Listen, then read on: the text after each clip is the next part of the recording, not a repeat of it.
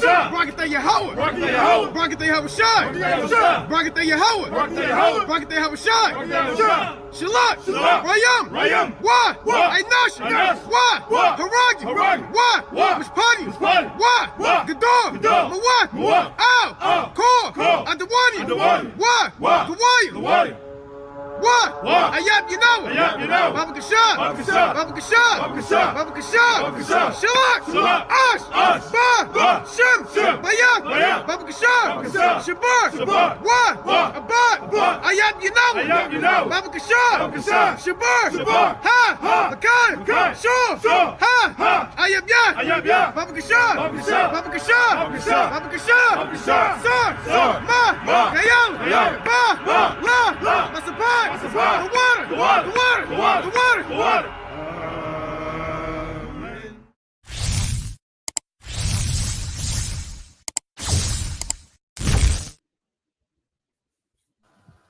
All right, Shalom Israel, Shalom. First and foremost, I give all praise, honor, and glory to Yahweh, by Hashem Mashak Malakim Shai. It is to say Yahweh, being named in the Heavenly Father, who we call God, and Yahweh Shai, being named His only begotten Son, who the world ignorantly called Jesus Christ. This is Brother Kasadia from W5 Jersey, Philly. This is Brother Yazoo. Brother Itazamak. Khan. And as you're looking on the screen, all praise to Yahweh Shem Yahweh Shai. We're back with another Watchmen Wednesday. And the title of the lesson, through the spirit of what's going on in the earth is this US dollar is trash, right? This US dollar is toilet paper, right? You got the US dollar, the debt ceiling continues to go up. You have the BRICS currency. They're actually coming out with a new platform to pretty much switch it over and allow them to fully, work and operate within the BRICS currency amongst the different nations that's involved with that. You have all different things that's going on earth. You have literally the National Guard being deployed over in New York City as we speak. You got different so-called terrorist attack that's being planned. You have different things going on with the border, right? In every Watchmen Wednesday, as you know, if it's the first time tuning in or you're a returning subscriber, then you should know that this is about prophecy, right? We're going into prophecy. We're going into the latest things that's happening on earth, the current events, right? It's not a time to go into the book of Judith, right? We're not going to the book of Judith, not right now. We're not going over Genesis, what happened in the first, second, and third chapter, right? We're going into what's about to happen right now in the end of the world, right? So we're going to kick it off, right, with this quick precept. Let's go to the book of Hebrews. This is the book of Hebrews, chapter 13, and I'll start at verse 14, right? Hebrews chapter 13 and verse 14. It says, "For here have we no continuing city, but we seek one to come." Right? So you got to understand that this world, chiefly being over here in Babylon, this isn't a continuing city. Right? As we're witnessing right before our eyes, America is about to crumble. Right? It's prophesied in the Bible, and it's happening right now. So this is not a continuing city. This place is not going to continue on. Right? The economy is not going to continue on. The things that once was at its peak, and that the chief things of this world, that's all crumbling, right? The Most High told us that in 2 Ezra 14 and verse 14 on down, or 10 on down, that the fashion of this world it's like the world has lost its youth. In 1 Corinthians 7 chapter, that the fashion of this world has passed away. So the different things that once used to be pleasurable or again in style, all of that is crumbling and collapsing. The US dollar's collapsing, right? Like we mentioned, America, the debt ceiling has been going up. Literally, America is $34 trillion in debt and $27 trillion to China. How the hell did that happen?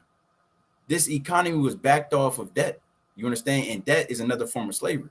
So with that being said, we're going to bring out some articles, most high willing, right? The brother Yazra, the brother Yatazamak, and myself. And Lord willing, we're going to continue to edify you throughout the rest of this night. I got one precept, then I'm going to pass it over to brothers. Right, let's go to the book of Habakkuk. Now, you got to understand, too, that the Most High has the downfall, like we mentioned, of America, of the so-called white man, documented in the Bible. And the scriptures is not going to say white man, but with a spiritual eye, it doesn't apply that much understanding to understand that the Lord is speaking about the so-called white man, Esau, all throughout the scriptures, and that they're prophesied to be destroyed. Right? Let's bring this up. This is the book of Habakkuk. So if you had an investment or you had your eyes on investing in America, you had a 401k plan and all of that, look, you need to go and check yourself, right? Check and see what's really going on, because like we mentioned, I believe is we have a few articles, March 7th and March 20th. These are big days for the economy, supposedly something ready to befall the economy. Whether they're going to raise the debt, it's like it raise the tax rate, or they're going to cut it. But either way, all hell's about to break loose, right? So let's bring this out. This is the book of Habakkuk, chapter 2, and I'm going to start at verse 5. Habakkuk 2 and 5. Yet also, because he transgresseth by wine, he is a proud man, neither keepeth at home. And we know that's how the so-called white man operates. He's supposed to be in Idumea, right? But he's all everywhere else in the earth. They're over in France, they're in America, they're in China, where they're everywhere in the earth. They got their hands in every damn place of the earth. You understand? So the Lord say, let me read that again. Neither keepeth at home, who enlargeth his desire as hell and as death, and cannot be satisfied. And this is where you have the condemnation that's going to come upon them.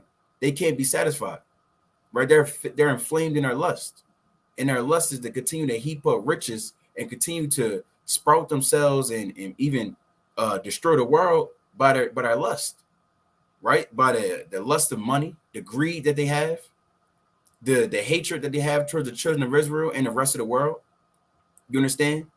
And that's why the whole earth is out of course right now, like it tells you in Proverbs chapter 29 and verse 2. Let's read on. It says, and as death and cannot be satisfied, but gathereth unto him all nations, and heapeth unto him all people.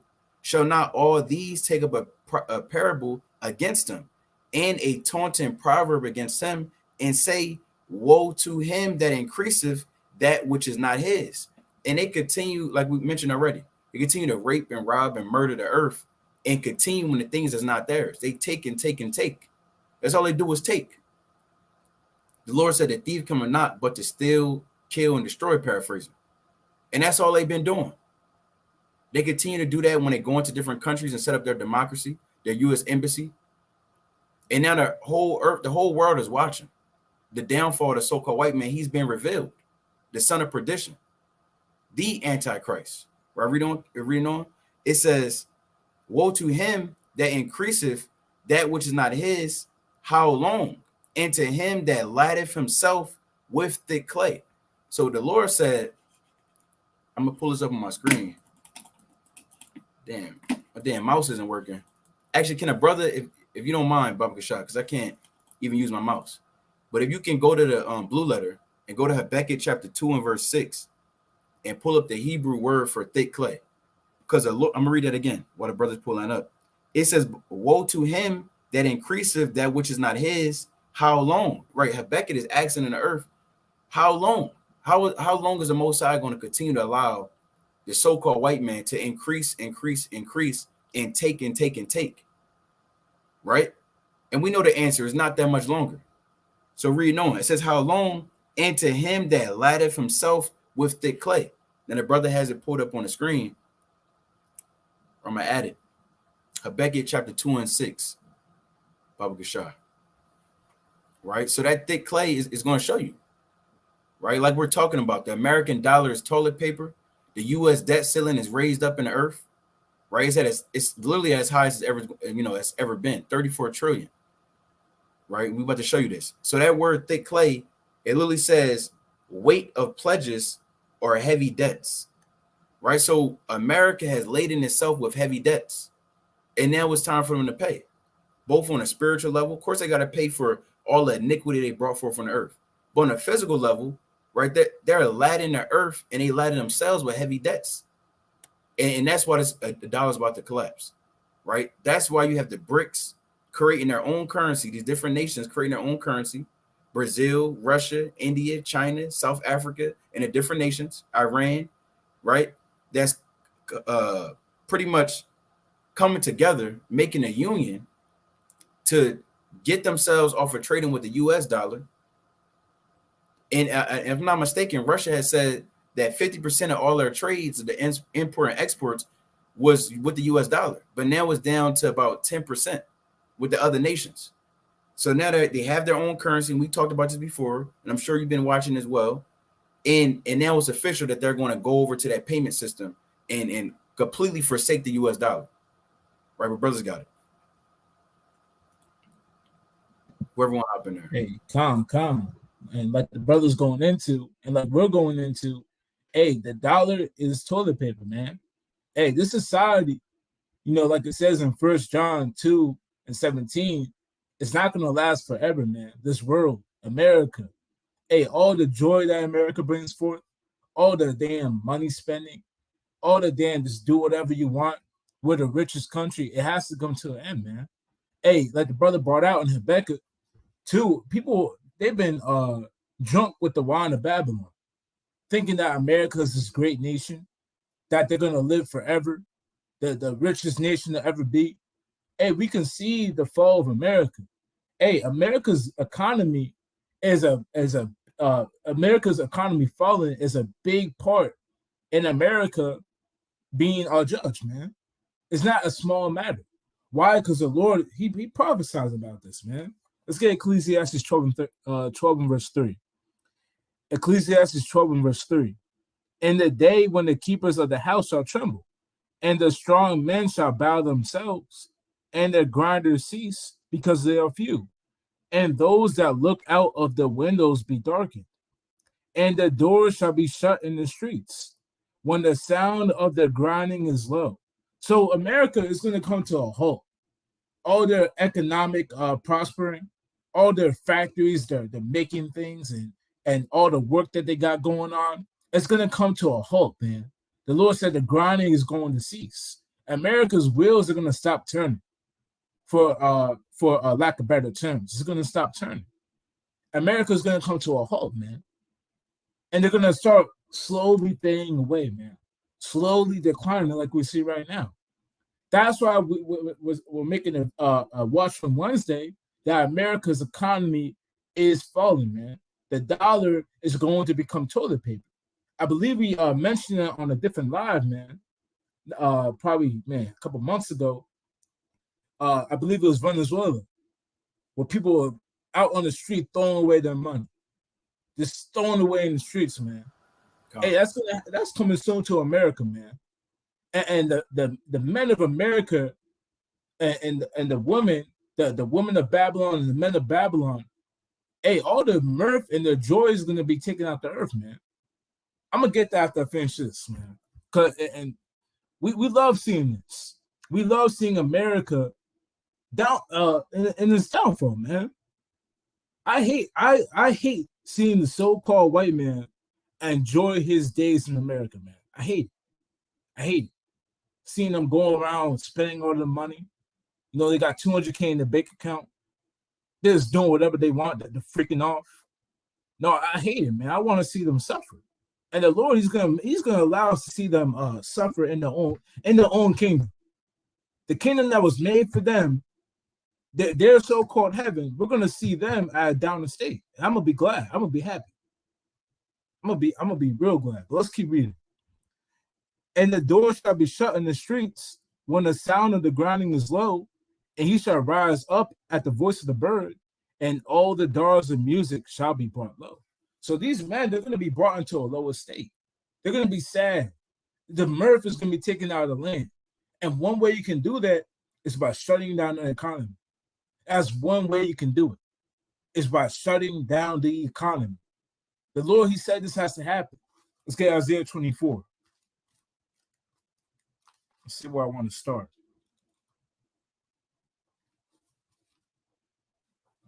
I'm starting at the beginning.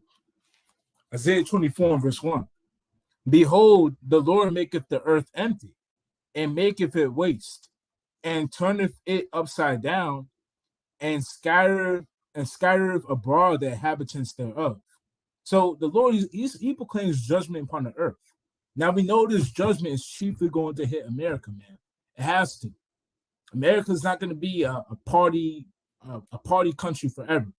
The country that everyone wants to go to. I can't wait to go to America.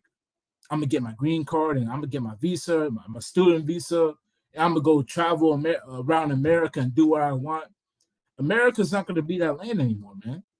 The Lord's gonna cause America to be exposed, to be brought down low. We're gonna keep reading. So like I want to jump down. I want to say, I'm gonna jump down to verse 8. Slakia. It says, the mirth of tabrets ceaseth, the noise of them that rejoice endeth. So the Lord said that the noise of those that are rejoicing, that are in mirth, is going to end.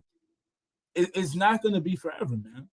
America's economy downfalling is a part of that. Who's going to be happy when damn inflation, everything costs, I believe they say 100%, 102% more, I believe. I don't know the exact number. The brother knows it can correct me. But everything is damn near double than what it used to cost. Maybe like 5 years ago. It's just constantly rising. We're in debt. Man, these politicians, they don't know what they're doing. Gas prices are rising. Apartment costs are rising. If you're looking in the car market's trash. You can't find nothing good. Hey, these Americans, they're complaining, man. They're not happy anymore. They're complaining. Why do I gotta pay this much for gas? Why can't I find a home anymore? Why can't I find a car no more? The Lord is taking the mirth out this land. America, damn 10 years, wasn't really like that, man. They weren't complaining as much. We'll say that. Let's keep reading. It says, the noise of them that rejoice ended, the joy of the harp ceaseth. They shall not drink wine with a song. Strong drink shall be better to them that drink it. The city of confusion is broken down. Every house is shut up, that no man may come in. There is a crying for wine in the streets. All joy is darkened. The mirth of the land is gone. So the Lord said he's coming to take the mirth out this land, man. He's coming to take the joy, the money spending. The economy of America is falling. It's falling. Because the economy of America is one of the chief things America bases itself off of, man. It's this dollar. Got all the nations using the dollar, the trading of all the nations. That's going to end soon, man. It's going to end soon. So America, we keep saying it, it's falling. And that's all praises you have about Shimei Shai. Now, y'all, so I got one more thing. I want to show this quick article. So it's a quick article. Brother's gonna let me know if I'm sharing my screen. Con, you in there, King? Con, all praises. I don't know what it is, but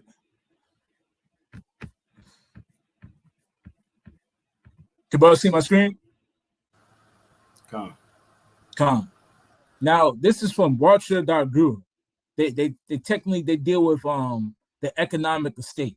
They dive into trades and Bitcoin and all the good things. Now it says BRICS, Bank of America. Now this is talking about the actual Bank of America, the bank. Issues warning of a U.S. dollar collapse. So you have a bank that's in America that is issuing a warning of a U.S. dollar collapse. And this isn't just one bank. I'm sure if you type up in Google, you have multiple banks doing the same thing. And later on, I might pull a tweet that will back that up. But you have multiple banks that are issuing warnings that the U.S. dollar is going to collapse, man. Because they know what's going on. They see the state of the economy.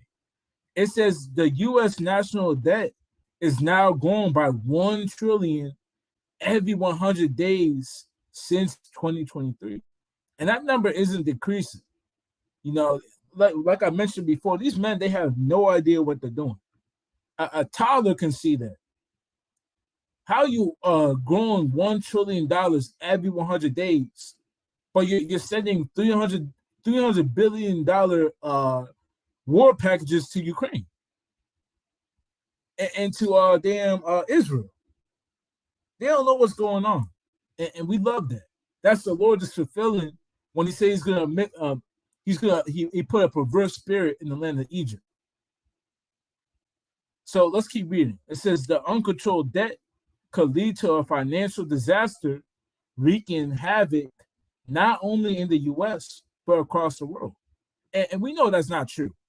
The world is not going to suffer the same way the United States does, because they're going to be right. They're going to hop right on BRICS currency. They're going to try not to miss a beat. America's going to suffer. But let's keep reading. It says BRICS and other developing countries are worried that a U.S. dollar debt could make their native economies crash. And look, I don't know who wrote this, but they're not worried about that. BRICS, they want this to happen. That's why they're coming together. I'm sure brothers are going to pull out articles. That's why they're coming together. They're doing all the things they're doing because they want the dollar to collapse. They're not worried about the state of the economy when the U.S. dollar collapsed. They're not worried about that. Why? Because they got their own thing coming out. They're pushing for it. Let's keep reading. It says keeping the U.S. dollar in reserves is now seen as a threat that could undo years of financial stability. I want to jump down a little bit more. It says the U.S. dollar national debt now touched a new high of 34.4 trillion and is barely under control. Like we said, they have no idea what's going on. They can't control this. It's out of their hands, and they're not doing anything to help it. Elected representatives at Capitol Hill and officials from the Federal Reserve are unable to tame the ever-growing debt. Hey, that sounds like something Yahweh Shem Yahushua put in the earth. They can't even tame it. They can't tame it. It just keeps growing. That sounds like it's from the Lord, man. Can't fight against the Lord. Let's get a little bit more. Slaki, there's a key point I wanted. There's a key point I wanted. Low on and passing. This is what I wanted. Now, it says Hartnett warned that the collapse of the U.S. dollar is imminent if the debt grows out of control this year. This doesn't end well, wrote Genevieve Rock-Decter, a former asset manager at the Grit Capital. Also, BRICS is now waiting for a possible U.S. dollar decline and could advance with a new currency in the global market. And we're here to tell y'all that that's what's going to happen. Russia and China and all these other nations, they're waiting for America to fall, man, because they want their hands in power. We'll say that they want their chance of power. They want America to fall, so they're waiting for the dollar to collapse, which is why they're doing all the things they're doing behind closed doors. They're talking about meeting next October again to issue for further plans to push this because they want the American dollar to fall. They want it. And it's going to happen, man. They're telling you about it. They're warning you about it. But with that, I'm going to pass it off to the brother, man. I'm sure you got something. Yeah, kind of. Just like the brothers are saying, the U.S. is falling, right? The economy is falling, right? You got massive inflation. You got invasions at the southern border. You got all these things happening, and that's why we hold. This is why we call this the truth, right? Because you can go into the scriptures and see all of these things happening that were written about 1,000, 2,000, 3,000 years ago. We're seeing them happen in real time. Right? This is why we do the Watchmen Wednesdays, because we can go into the Bible, see the things that the Most High has prescribed that's going to happen throughout time, and we can see these things happening as we speak. We can see these things playing out. This is why this should give brothers and sisters faith, knowing this Bible is true, right? Knowing the Most High is real, because this wasn't always something that was known, right? This wasn't always, the Christian church wasn't teaching this. The Islam wasn't teaching this. They weren't teaching these things. This is how you should know that this is the truth, right? I'm gonna go to a couple of scriptures, right? Now, Let me get on. I'm gonna get Daniel, right? 2:41. It says, and whereas thou sawest the feet and toes, part of potter's clay and part of iron, the kingdom shall be divided, but there shall be in it of the strength of the iron, for as much as thou sawest the iron mixed with miry clay.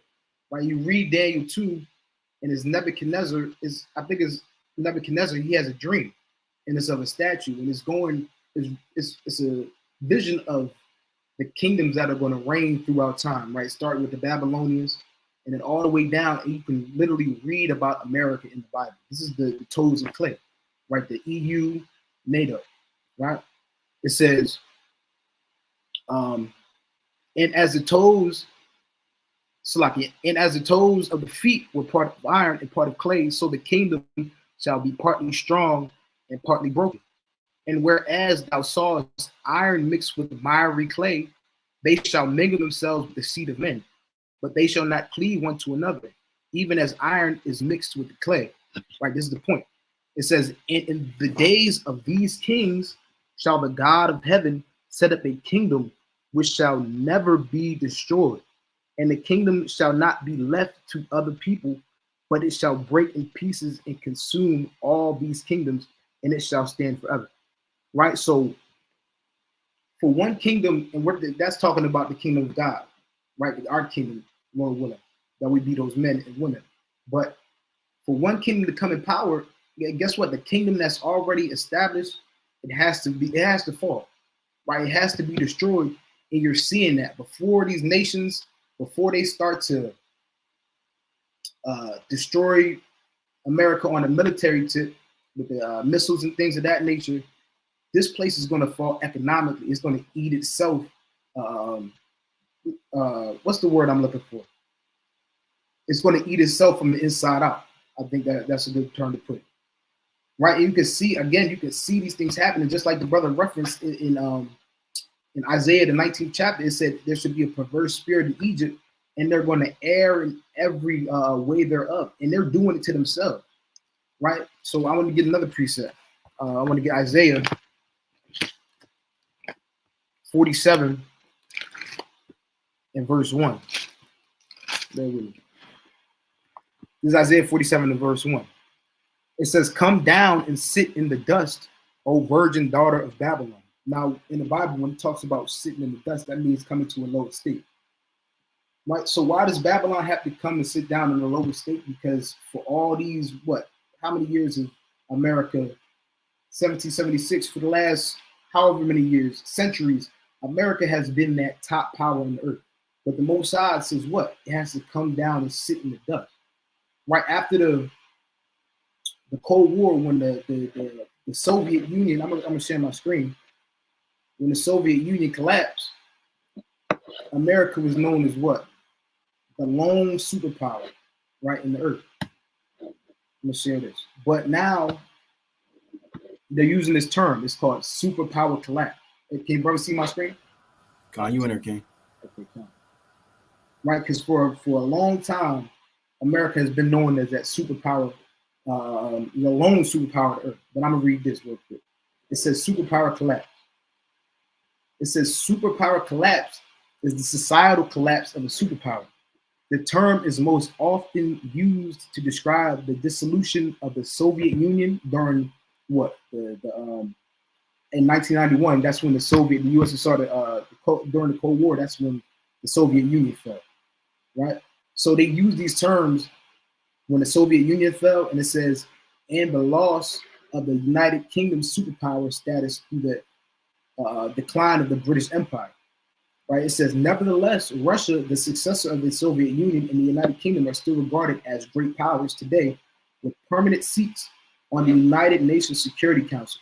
These include the United Kingdom continuing to hold global soft and hard power, and Russia holding the largest nuclear weapons arsenal in the world. This is the point right here. It says, since the 2010s, some academics and proponents also consider the United States today generally considered the sole superpower after the fall of the Soviet Union to be currently undergoing superpower fatigue, meaning what? That it's been ruling for so long, and like brothers, we always go into it. That the average kingdom goes about 250 years. That's usually the typical time frame for a kingdom to rule, to get to his peak, and then to fall and then collapse. So it says to be currently undergoing superpower fatigue, and that it may be on a trajectory of superpower collapse. See that?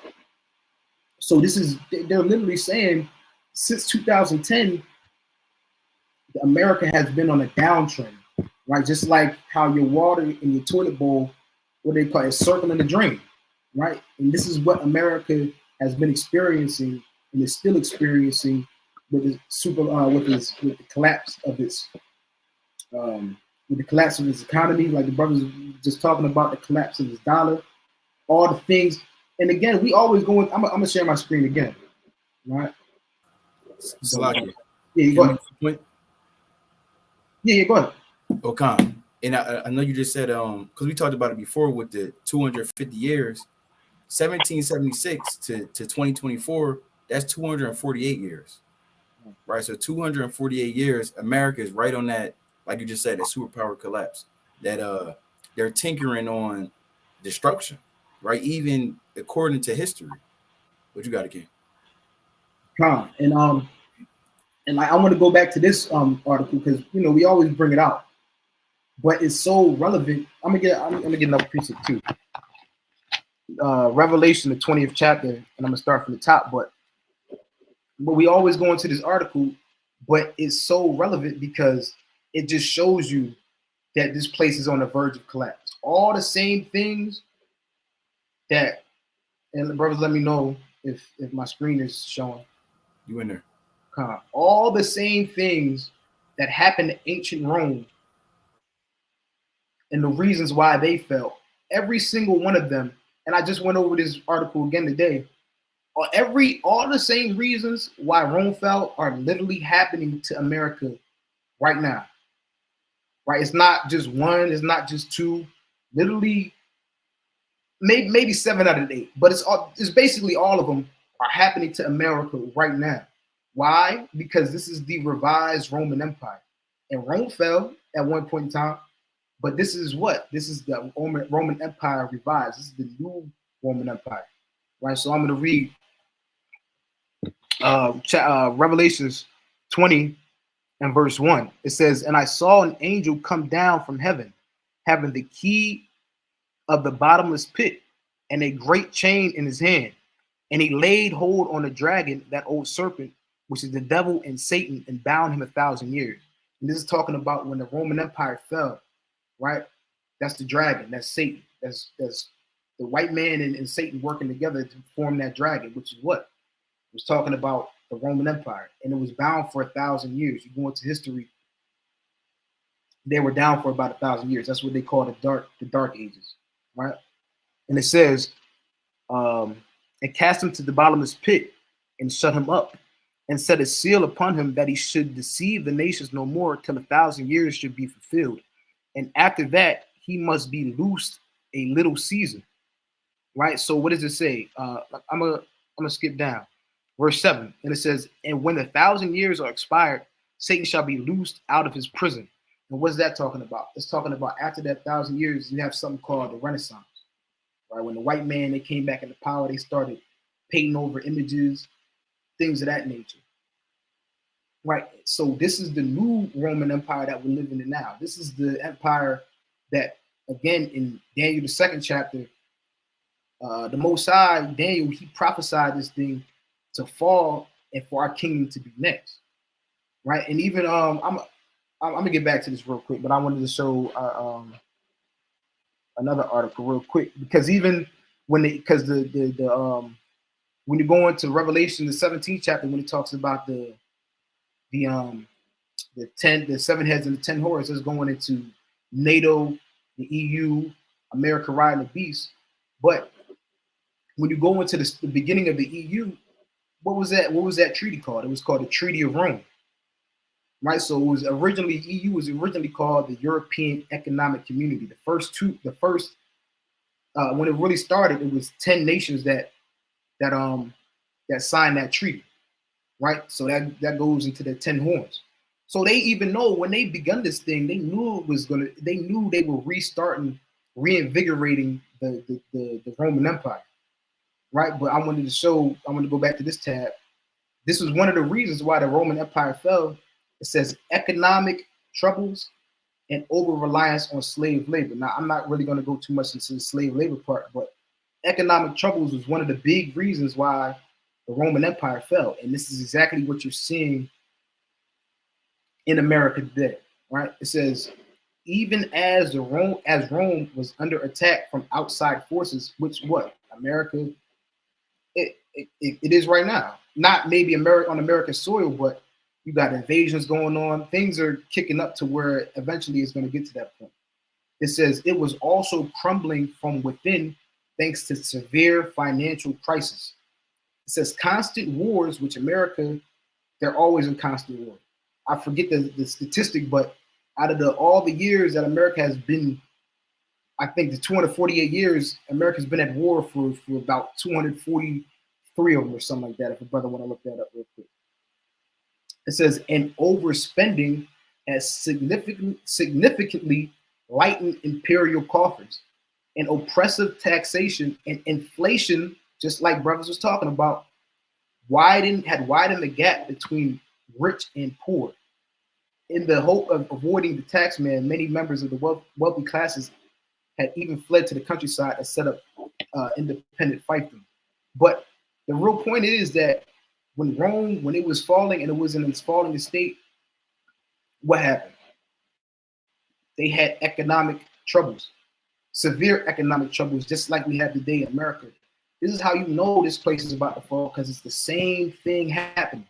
The same thing that happened in Rome, and the Most High said this is going to be the revised Roman Empire. The same thing is going on as we speak. The brother got I actually found that too. I'm gonna pull my screen up.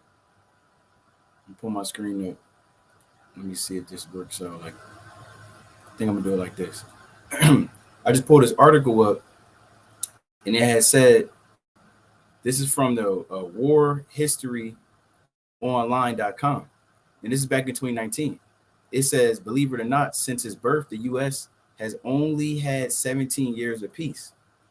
And we said, 2024, America has been around as an established country for 248 years, right? So that's not even a tenth. Of course, it's way less than a tenth of its time that America's been around that hasn't been in war. Even right now, there's still troops. They're sending troops right now over to the so-called Middle East, as we've been going into in the previous Watchmen Wednesdays and whatnot. The war against the Yemenis, the so-called Houthis, right? And in the war in the Middle East, going against the Syrians and helping out the so-called Israelis, right? But I'm actually share this. Actually, I'm gonna close my screen for a second. Because like the brothers going in, you got it. I had another article. If you want to go, you can go ahead. Oh no, you got it. I was just gonna go into I'm gonna get this quick precept, and you got it, kid. Real quick. I want to get this in Isaiah really quickly, because you got to keep this in mind that all these different things that are happening, like we mentioned already, it links up directly with the scriptures, right? The Most High is not making there's no mistake here. This is the book of Isaiah, chapter 24, and I'm gonna start at verse 2. It said, I start at 1. It says, behold, Yahweh maketh the earth empty and maketh it waste, and turneth it upside down, and scattereth abroad the inhabitants thereof. And it shall be as with the people, so with the priest, as with the servant, so with his master, as with the maid, so with her mistress, as with the buyer, so with the seller, as with the lender, so with the borrower, as with the taker of usury, so with the giver of usury to him. The land shall be utterly emptied, right? Because of all the debt, the usury, the falsehood, and how America has attained its riches by literally printing money out, but enslaving all the countries to use this US dollar. That's all coming back on America. And the Lord is saying, because of all these different things that are happening, the land is going to be emptied. Let's read on. It says the land shall be utterly emptied and utterly spoiled, for Yahweh has spoken his word. The earth mourneth and fadeth away, and the world is mourning. You look around, you literally have the US dollar had a stronghold, right? A chokehold on all of the world, to the point where now there's finally a new currency being issued out that the brothers going into, the BRICS currency, which is literally, I mean, it's about to end this US dollar, right? Let's read on. It says, the earth shall be utterly slacky. The earth mourneth and fadeth away. The world languisheth and fadeth away. It says, the haughty people of the earth do languish. The earth also is defiled under the inhabitants thereof, because they have transgressed the laws, changed the ordinance, broken the everlasting covenant. Right, so now the Most High is about to get up with America and the so-called white man. You got a king. Yeah, Consolati. It's just one article that just ties everything back up, or it ties all the things at Rome and everything that we're talking about. It ties it real. It makes it clear. All right, so I'm gonna share my screen real quick. Right, and this is the article. This is the American the Heritage Foundation.org, or their heritage.org. Right, this is written in October of last year. It says, has America entered the fall of Rome? So these people of this society, if they're learned, right, if they know what's going on in history, that's why they said if you don't know history, you're doomed to repeat the past. And America, I mean, they're not on any kind of level to even, people just worried about their phones and social media these days. But if they're studied, they know what's going on. Right? It says, has America entered the fall of Rome? Right? It says, key takeaways. America's financial mismanagement has gotten so bad that some say our country's decline is now inevitable, drawing parallels to the Roman Empire's collapse. See this? Just same thing we just read in the other article. It says, to fund endless foreign wars and wasteful domestic spending, Rome devalued its currency to institute a hidden tax on its people. Sound familiar? Right? Because devaluing your currency is what? Is really inflate. One of the main reasons for inflation is continuing to print money. And that's what the brother had said. You said, how much money did they print since it was a crazy number that you had said at one time, Society. Yeah, since 2020, they printed $21 trillion. See that? So they just continue to go ahead. I was going to say, yeah, that's 80% of the money supply that's in the earth right now has been printed since COVID. Yeah, and that's crazy because that's devaluing your currency. That's putting more of it on the market and inflating the money supply. So now you're devaluing. If you got a whole bunch of it, it's going to be less in value, right? It says there is. Yeah, go ahead. I believe Yatazma brought it up. I had an article in the last, every 100 days, every 100 days of this earth, America is printing out another $1 trillion. Yeah, and this article is going to touch on that because it was the same thing that was going on in the Roman Empire. Same exact thing. And Salakia. Yeah, go ahead. That's the crazy part. They're printing out $1 trillion, but it said in the article that I referenced that every 100 days is $1 trillion again into debt. So how are you printing out $1 trillion and getting yourself $1 trillion more into debt? Where's that money going to, man? Yeah. This is mad. You got it, King. In the world, it's just they would call it the perfect storm, but again, this is all the judgments of the Most High. This is all prophecy that was written thousands of years ago. It's coming to play right now, and we living in it. Right? It says America's financial mismanagement has gotten so bad that some say our country's decline is now inevitable, drawing parallels to the Roman Empire's collapse. That comparison is unfair for two reasons. First, Rome had good roads that lasted over a millennium. So he's just playing around right there. There's a second, and more seriously, America has changed course before and hopefully still has time to do so again. So a lot of these people, they talk about America and they say it's on the verge of collapse, but they're always hopeful that it can turn around. But we, through the scriptures and through the Spirit of the Most High, we know it's not going to turn around. Right? In 2nd Ezra's 16th chapter, it says the plagues are sent, and who can turn them back? So once the Most High, he sends these things out, there's no stopping them. Because what? Because his will, his plan is going to play out on the earth. It says, at the moment, however, America is moving in the wrong direction. New York City, a hotbed of leftist ideology and a microcosm of what's causing America's decline, recently announced it would cut police funding to spend $12 billion more on illegal aliens. The streets may not be safe for U.S. citizens, but at least those here illegally will be comfortable. Right? So I'm gonna skip down.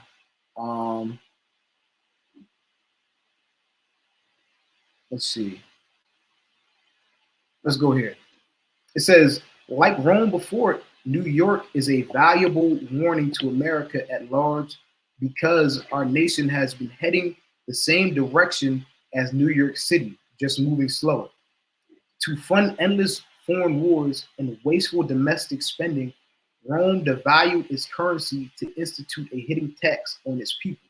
And it said this was Rome. This is how Rome devalued their currency in the same way that America is doing it. Funding foreign wars that in Iraq for 11 years, now they're funding all these other different wars before that, and wasteful domestic spending. It says, sound familiar? That's because it's exactly what America has been doing for years. Financial mismanagement doomed Rome and now threatens America. There's one point I want to get. This stands right here. It says Rome's failure to curtail its spending as it simultaneously throttled its own economy eventually turned the empire's finances into the equivalent of a Ponzi scheme. It said, and this is talking about Rome, this isn't even talking about America, but the parallels are so similar that you can't even tell the difference. It says debt rose at unsubstantiable and accelerating rates. And just like the brother went into in that article, every 100 days is going up $1 trillion, which is crazy. But this is the same thing that happened in Rome. It says debt rose at unsubstantiable and accelerating rates. Today, the United States has over $33 trillion in federal debt, roughly $250,000 per house. You see that as the last one. It says, as decline set in, Rome doubled down on spending, which America's, right? They keep spending on Israel. They keep spending on Ukraine.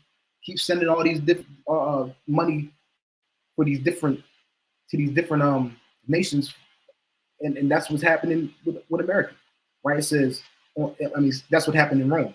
Double down on spending, borrowing, inflating, and war, using bread and circuses to tranquilize an angry and desperate populace, right? And that's exactly what's going on in America.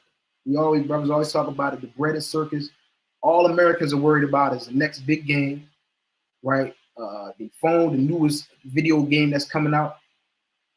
But again, these are the things, this is how you know the scriptures is real. And this is, you can see the economy collapsing just like it did in Rome.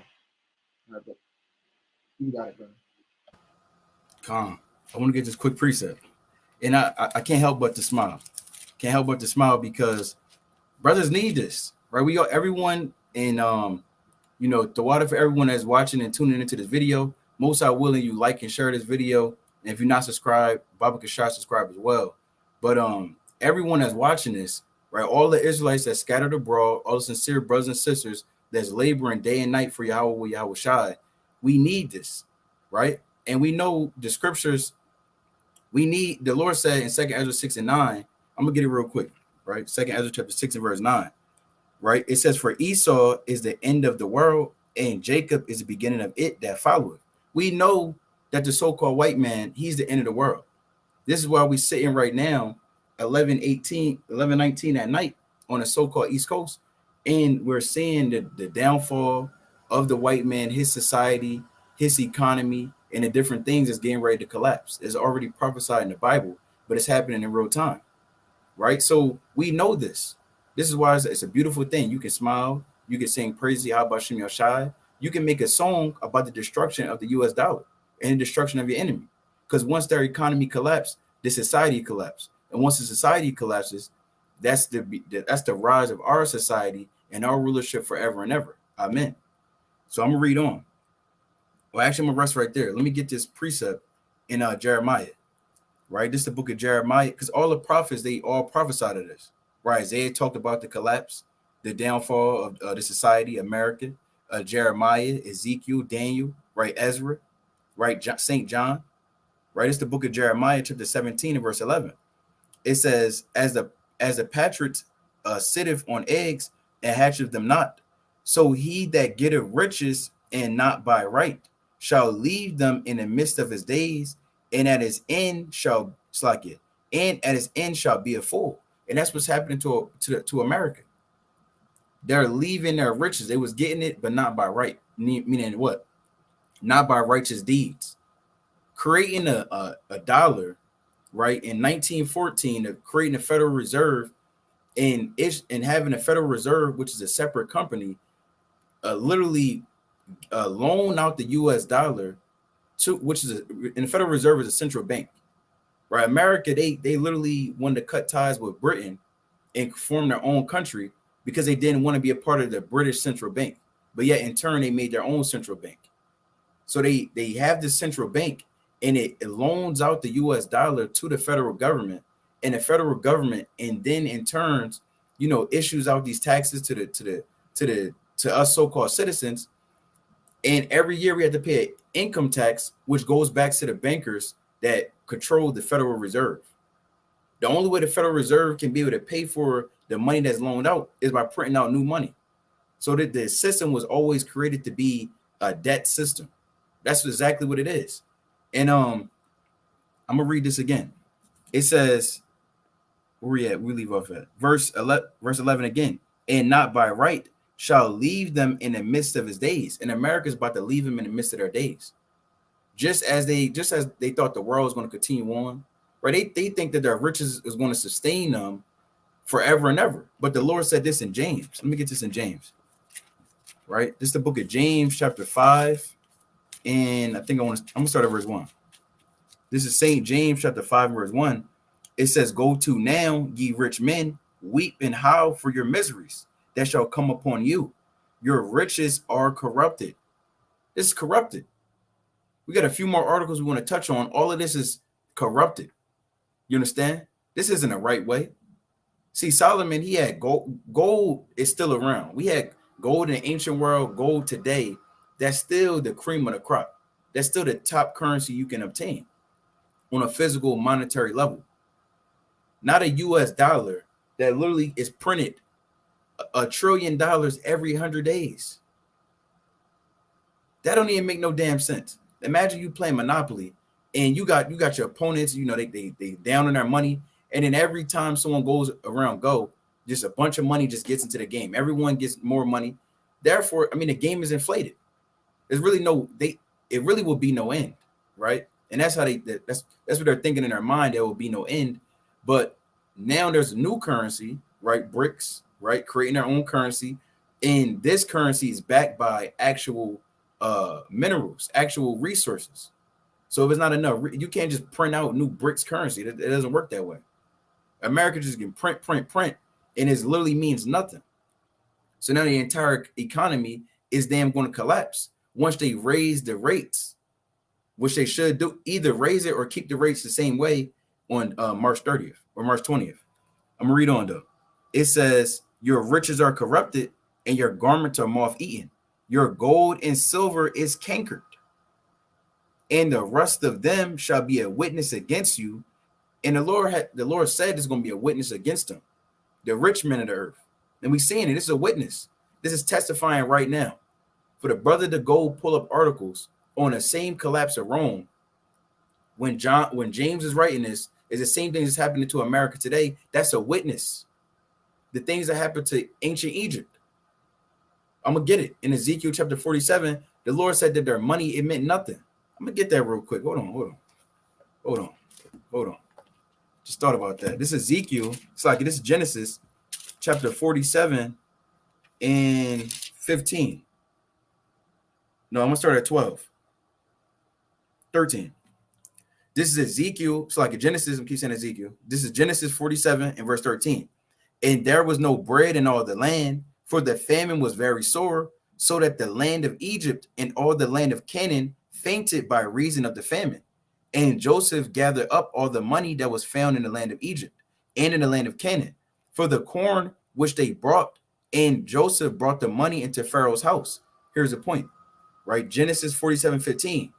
And when money when money felleth in the land of Egypt and in the land of Canaan, and all the Egyptians came unto Joseph and said, give us bread, for why shall we die in thy presence? For the money faileth. So the money failed. The money was falling in Egypt. The money meant nothing. So they couldn't go out and buy things with the money because the money meant nothing. Verse 16. And Joseph said, give your cattle, and I will give you for your cattle if money fail. You think America's going to give out free food if the economy collapses? Hell no. You're going to starve. Man is going to go back to their primitive state. Esau going to be coming out, is going to have their packs. You see it in these different movies. Mad Max. What the hell is that movie with Denzel Washington? You got Mad Max. You got I Am Legend with Will Smith. All these different movies, Book of Eli with Denzel Washington, all these different movies that they've been having pushed out. The Purge, man is going to start hunting and killing in that day for lack of food, for lack of shelter, for lack of water. They're going to be out there just hunting because what? The money's going to fail. The Lord said that in Genesis 47, that happened in ancient Egypt. How much more over here in America? Let's go back to James.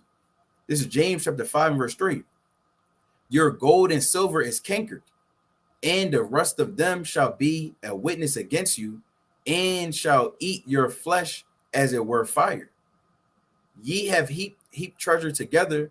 It's like ye have heaped treasure together for the last days. See that? They heaped up the treasure for the last days. But what's going to happen? The Lord's about to turn everything out. It's about to all be shut down. The Lord said the full storehouses shall suddenly be found empty.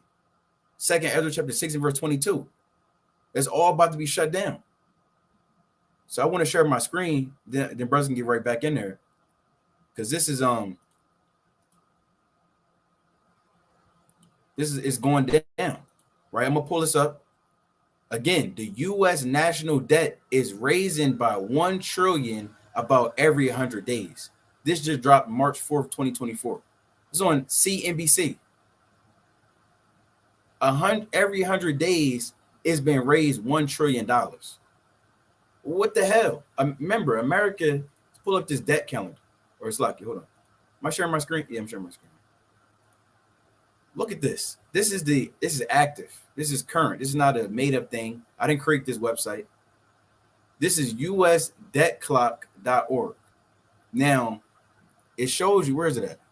Right here, the U.S. national debt. The U.S. national debt is $34.5 trillion. That's every so-called American citizen. That's about $102,000 of debt per citizen. That's terrible. This place is about to go down. I mean, they're spending, how much is this? What is that? What is that? $865 billion? $865 billion on defense and war every year. About $1.7 trillion on a Medicare/Medicaid.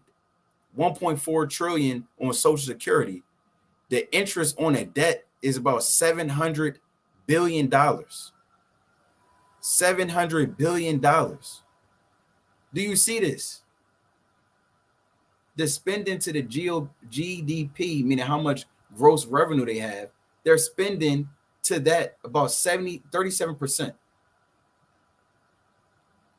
Just look at this. This place is done. This place is done. And we're going to get some precepts because I saw a brother in the comment section. He had asked this question. I'm going to share it on the screen, which is, it's a sincere question, but we want to show you something, brother. If this is a brother, how y'all feel about investing in crypto knowing the dollar's collapsing? We'll show you, brother, Lord willing, right? But I'm gonna show a few more. So it is. I'll just put it out there real quick. Investing, what is it's not gonna do nothing, because once this dollar collapses, that's it, right? We're gonna show you some more presets. Once this dollar collapses, it's over with, right? It's over with. Remember, we in captivity to the so-called to America. We're chiefly over here in Babylon. But once the dollar collapses, is Babylon going to be a country anymore? No, it's going to turn to hell. It's going to be anarchy. Even on the back of the U.S. dollar bill, it has I don't know how to say the actual Latin words, but it says order and chaos.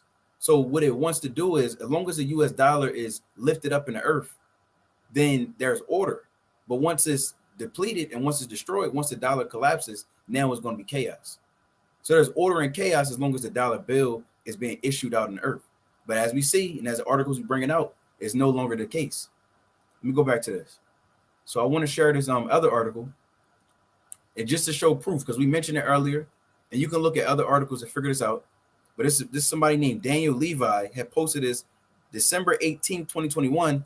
80% of all US dollars in existence were printed in the last 22 months. It went from 4 trillion in January of 2020 to 20 trillion in October 2021. And how much more since then? Because that's 3 years ago.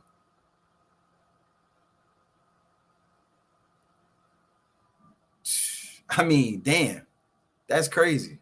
From 4 trillion to 20 trillion.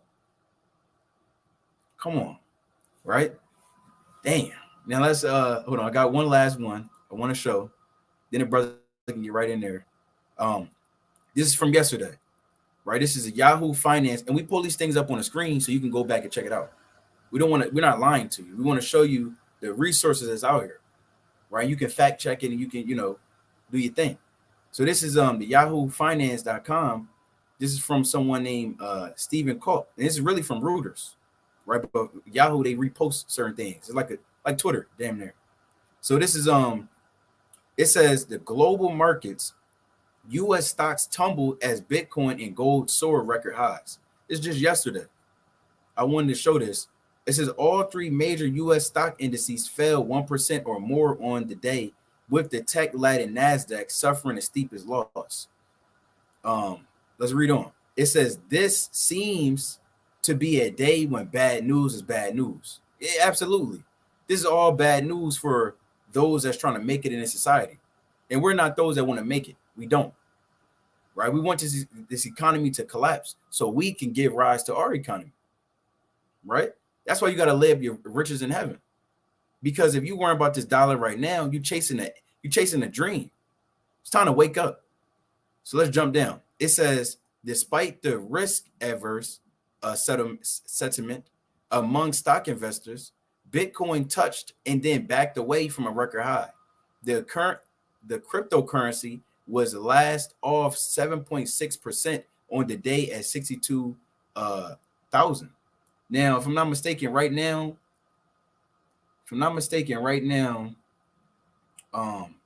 damn, let's look at this really quickly. If I'm not mistaken, Bitcoin's already at its highest, or it touched its high. Right now it's at 66%, but it was just at its highest just yesterday, right? It passed like 70,000 or 69,000, which is its highest. So the reason why this is so important is because as the Bitcoin, $1 equals one Bitcoin equals whatever the Bitcoin price is. So that shows you that Bitcoin is more valuable than the US dollar. Because $66,000 would give you 1 Bitcoin, which shows that Bitcoin is stronger than the US dollar. Right? But that's all I wanted to go into. I did have something else, but it's a video. It's a quick video just to show on the what the central bank is all about. But brothers can get back in there. Con. And just to answer that brother's point or question with a quick precept, this is Proverbs chapter 27 and verse 24. For riches are not forever, and doth the crown endure to every generation. So to answer your question, brother, we're not telling you, we want to advise you to invest in crypto, to dedicate your life into finding the new riches in the earth. Hey, these riches are not going to last forever. Like the brother said, once the dollar goes, it's going to be a domino effect. Hey, these things are going to topple. They're not going to last forever. That's why the brother, he quoted it, you got to lay up riches for heaven, man. We have to lay up riches for heaven because that's the only thing that's going to matter in the end of the day, man. I believe it's Ecclesiastes, the 5th chapter. You know, I'm about to get it. You can't take these riches from the earth into the kingdom of heaven, man. These things are vanity at the end of the day. You know, the back of your dollar bill got Egyptian pyramid on it. You know, crypto's damn just imaginary online money. You know, these things, they're vain. They have no real value. That's why the Lord don't give your mind over to that, man. You know, I'm gonna get a little while I can find it. I believe it's Ecclesiastes chapter 5. Yeah, I found it again. You found it? Is it Yeah, 13? Oh, water. Con. It's the book of Ecclesiastes chapter 5, and I'm gonna start at verse 10. It says, "He that loveth silver shall not be satisfied with silver, nor he that loveth abundance with increase. This is also vanity." So the Lord says vanity, man. Trying to increase your wealth, you know, trying to find a way out of it. No, this economy is collapsing. You gotta trust in the Lord. There's a little bit more on that, I believe, Ken. Con. I'm gonna read on. It says, "When goods increase, they are increased that eat them, and what good is there to the owners thereof, saving the beholding of them with their eyes. The sleep of a laboring man is sweet." You can jump down to verse 17. Verse 14. Oh no, Verse 13. 14. You start 13. Yeah, It says, "There is a sore evil which I have seen under the sun, namely riches kept for the owners thereof to their hurt." So the Lord said there's men that keep riches unto themselves, are trying to heap up riches, trying to damn stock up, invest, gather together. And it says it's for their own hurt. Why? Because it's all vanity at the end of the day. You spend all that time stocking up riches and doing this and doing that, only for it to all collapse at the end of the day. You know, there's no prolonging, like the brother Yazar, like he quoted. There's no turning back the plagues of the Lord that's sending upon the earth. You know, and one of those plagues, I believe that's the second Ezra, the 15th chapter, that was sent unto Asia, but we know it's going to apply to Babylon too, is poverty, man. It has to come to pass. Let's keep reading. Reading on. It says, "But those riches perish by evil travail." The Lord said those riches are going to perish. There's more on that. It says, "And he begetteth a son, and there is nothing in his hand." There'll be nothing in your hand at the end of the day. The last verse, 16. Verse 16. It says, "And this also is an evil." So like, you want to start? I read on. "And this also is a 15, yeah, it's lucky. 15 to 16. Verse 15. "As he came forth of his mother's womb, naked shall he return to go as he came, and shall take." So the same way you came into your mother's womb, came from your mother's womb, you're gonna return the same way. You're not gonna be able to carry those riches, man, to the great, to the kingdom of heaven. Hey, the Lord is gonna prepare riches for us that we're gonna take from the Gentiles, but it's not gonna be the damn dollar bill, or crypto, or damn whatever else you want. This damn stock market. You're gonna have the stock market in the kingdom of heaven, and you're looking at the board, and man, you know, crypto just jumped down. It's not looking good. We're not going to be looking at the stock market in the kingdom of heaven, man. We're going to have real riches, man. Riches that aren't going to be taken out of our hands, man. That are going to be forever and ever, because we're going to have dominion forever and ever. But you can keep reading, Ken. Reading on. It says, "And shall take nothing of his labor, which he may carry away in his hand. And this also is a sore evil, that in all points as he came, so shall he go. And what profit had he that laboreth for the wind?" The Lord said you're going to have nothing coming out your hand, nothing when you leave this earth, man. That's what we're going to say. It's like you profited for wind, man. Wind, you can't take a hold of wind and put it in your pocket. That's how this currency and this crypto and this dollar bill, that's how it's gonna be likened unto, man. As when it's gonna damn like in a damn what was that movie? Damn Avengers Endgame, when they were turning away into dust. Right. They were trying to grab onto the people that Thanos snapped his fingers with, and they were turning on the dust. They couldn't grab up on them. That's how this currency is going to be likened unto. But that's just a quick point. You know, we're not encouraging Israel to damn jump into investing. We're telling you guys to keep the commandments, man. You know, keep the commandments and trust in Yahweh Shem Yahushua. Because this economy is going to collapse, whether you like it or not. There's no damn trying to save it, man. Let me get a quick precept. I got one after you, King. Come. And to answer that brother's question, Tom, I'll get this quick.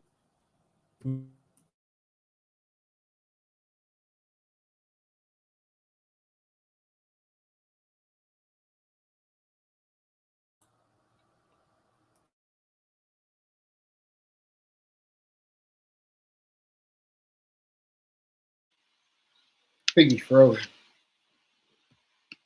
Yeah, I noticed that. I was trying to wait for the brother. I'm gonna get a precept to the brother. That's Satan.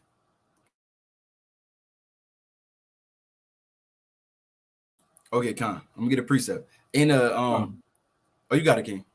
You got it. Con, Slocky. That's Satan. Con, but this is Nahum chapter 3 and verse 19. There is no healing of thy bruise. Thy wound is grievous. All that hear the bruit of thee shall clap their hands over thee, for upon whom have not thy wickedness passed continually. So the Lord said that the wound that's upon America, it can't be healed. There's no trying to save it and prolong it. Well, maybe if I get into crypto, I'll be good. No, America is being judged. There's no prolonging it. There's no, well, I'm going to do this and I'm going to do that. And I heard this guy on YouTube saying I should do this, and I should buy a bunker, and I should invest in this. No. You got to trust in Yahweh Shem Yahushua, the only thing that will give you salvation. But you got your precept, King. Con. And we wanted, now, we have it put up on the screen. I don't know how to print. I'm guessing that's the brother, right? I'm going to say it's a brother, or it might be a sister. I don't know. But either way, we're not coming at you. We using this as an example for the rest of Israel. They may have this in the back of their mind. We're not saying you can't have different streams of income, right? To provide for your household, that we got to do what we got to do. With that being said, we're definitely letting you know that if you think you can invest in crypto or something else, and that's going to sustain you when a dollar does collapse, we're letting you know that if you trusting in your riches, that's not going to profit you. And I know you also made a comment. You say you agree on all that what you're saying. So all praise to the Most High. But just for everyone else that's watching this, maybe that's in the back of your mind. Should you all praise, that is it, brother. Maybe in the back of your mind, whoever else is watching this, you're thinking, yo, should I start investing in other things to secure myself? Should I go invest in gold so when the economy collapses, my household is safe? No, what you should invest in is the kingdom, right? You take all your money and bet on the kingdom. If you got ears to hear, put every single thing down, sell your house and put it on the kingdom. You have to. That's the only way you're going to survive when all hell breaks loose. That's the only way that's going to sustain you. The Lord said, wisdom and knowledge shall be the stability of thy time and strength of thy salvation. So that's the only thing that's going to be, that's the true currency in the earth for real, right? Is the kingdom and betting on Yahweh Shem Yahushua and putting your life on his truth, right? So I want to get a precept. Then I can get back to the brother. I think I had, let me get this. This is Proverbs chapter 23. Proverbs chapter 23, and I'm going to start at verse 3. It says, be not desirous of his dainties, for they are deceitful meats. Right. So, looking at this money and looking at the increase here, like we mentioned, you had to provide for your household. You got to take care of your bills as a man. Our forefathers, they weren't bummites. They weren't just not, taking care of themselves. They had to, they got to do what you got to do. Right. It wasn't just staying in their grandmother's basement and, just down there. And that's not how we were moving. We're men that move with a righteous mindset. With that, we work. right? We're laborers. We're literally those that deal with agriculture. And agriculture, that takes hard work to going out in the field and do what you got to do. With that being said, the Lord is saying, don't be desirous of this money, this gold, this cryptocurrency, all of those different things. Don't even, don't really worry about that, to be honest with you, right? Don't. And that's speaking from experience as well, right? Again, if you got to do what you got to do, handle your handle, you try and pay these bills, and that's that. But don't put your eyes too far on that, because you're going to be overthrown, right? Reading on. It says, verse 4, labor not to be rich, right? You don't want to be laboring to be rich. Trying to be the first brother in the truth that touched $1 million. I got $1 million. You may think, okay, when I get this money, I'm going to help out these brothers, and I'm going to donate. I'm going to set up a foundation and do this, and that. Once you got that money in your bank account, you're going to start rubbing your hands. You was a brother that was wearing the fringes all the time. Now you got some money in your bank account. You on all these trips, no fringes, not even no ZZs. You don't got nothing on. You just out there. You used to say Yahweh Shem Yahushai, right? Or it's like Yahweh Shem Yahushai Barakatah to everybody when you saw them. Now you're just saying Shalom. you go about your day. Hey, look, you don't want to be too desirous in a plain way, right? You don't want to be looking at the riches in this world too much, because it's going to overthrow you, right? That's what the Lord said: use the world, but don't abuse it. So we commanding everyone and telling everyone, use the world as the Lord told you, but don't abuse it. Reading on, it says, labor not to be rich, cease from thine own wisdom, wilt thou set thine eyes upon that which is not? For riches certainly make themselves wings. They fly away as an eagle toward heaven. Eat thou not the bread of him that had an evil eye, neither desire thou his dainty meats. Right, so the Lord said, riches, they're going to fly away. Because let's think about it. We invested in the cryptocurrency right now. Remember, that's only digital backed. It's not physical. That's the beauty of it, because somebody can't rob your pockets. But at the same time, exactly. See that? Pull up on the screen. Brothers know that I think that's next Friday. The damn uncle. What's the uncle name? The next Friday. The brothers know. Whatever, it's okay. But anyway, if you invest in that cryptocurrency, that's digital only. And when the lights go out, now you got nothing. So if you was banking on that to sustain you, it's going to be nothing. You understand? So Lord willing that, that point was clear, that again, don't trust too much in these riches, or don't trust in these riches at all. You want to trust in Yahweh Shem Yahushai. One last quick precept, and then you got it, King. This is Psalm chapter 20 and verse 7. Some trust in chariots and some in horses, but we will remember the name of Yahweh our God. Right? So some people, they're going to put their trust on this dollar. They have their 401k plan. They're good. They have their different, what is that called? CDs and different things of that nature. Yeah, Uncle Elroy. That was his name. But there's different people that have their CDs and their different investment portfolios. They took this money, they flipped it, they got this rental property, they got this one, and they got this stream of income. Now they good, right? They so-called sovereign citizen now. They writing everything off. They have all this money in this earth, but guess what? They wasn't laying up their riches towards the Most High. And in the day of judgment, they're gonna have to. The Most High is gonna ask them, "What was you doing with the time in the knowledge and wisdom and understanding I gave you? Was you chasing after that, or was you chasing the bag? Don't chase the bag when that bag is full of toilet paper. That don't make no sense.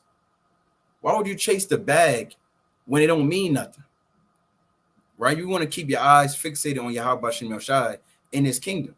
And the world can easily distract you because it's controlled and run by Satan, which is the deceiver, the adversary. So you want to continue to strive for Yahweh Shem Yahushai and pray that the Most High allows you to have a clean heart and clean hands in his truth. The brother's got it.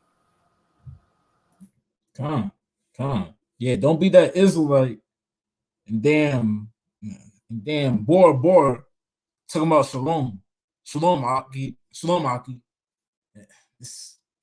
Yeah. With a damn tiki hat on, man, and a unbuttoned button down shirt with no fringes, just out there, just enjoying the world, man. You bugged out. You bugged out. And you're setting yourself up, for destruction, man. We're gonna keep it plain. So don't trust in riches, man. Don't do it. It's not gonna deliver you in the day of judgment. Lord willing, we covered that for you. The brother said that you were understanding. So all praise the Most High. I got a quick precept. I got a quick precept in Proverbs chapter 22 and verse 16. It says, "He that oppresseth the poor to increase his riches, and he that giveth to the rich." And that's what America did, man. They oppressed the poor. They got their hands all over the so-called Black, Hispanic, and Native American man's paycheck, man. And they use the witchcraft and their damn advertisements, and they're oppressing the poor, man. When you look at the numbers, I believe the so-called Black and Hispanic, we're the highest spenders in America, man. And it gets through advertisements and taxes and bills and this and that and all these things, and they have their hands on our money to oppress us. And let me read that one part one more time. And he that giveth to the rich. And all they do is they take all that money and they give it to those that are already rich. Jake, where do you think that your taxes are going to? They're not going to there and fix the roads in your neighborhood. That road in your neighborhood had a pothole in it for 15 years, man. Yet they say, well, the taxes are there for the community, to fix the community. Your community is run down. You got gunshots in all the buildings. The windows are broken in. The houses are abandoned. Yet your taxes, they take $300 off your paycheck, $400. And then they tax all your food. They tax where you live. They tax everything, yet you see none of it. They're oppressing the poor, and they give it all to the rich, because that money is being laundered to the rich. We're going to keep it plain. If you don't know about it, look it up, because we're not lying, man. They talk about it, man. They talk about it.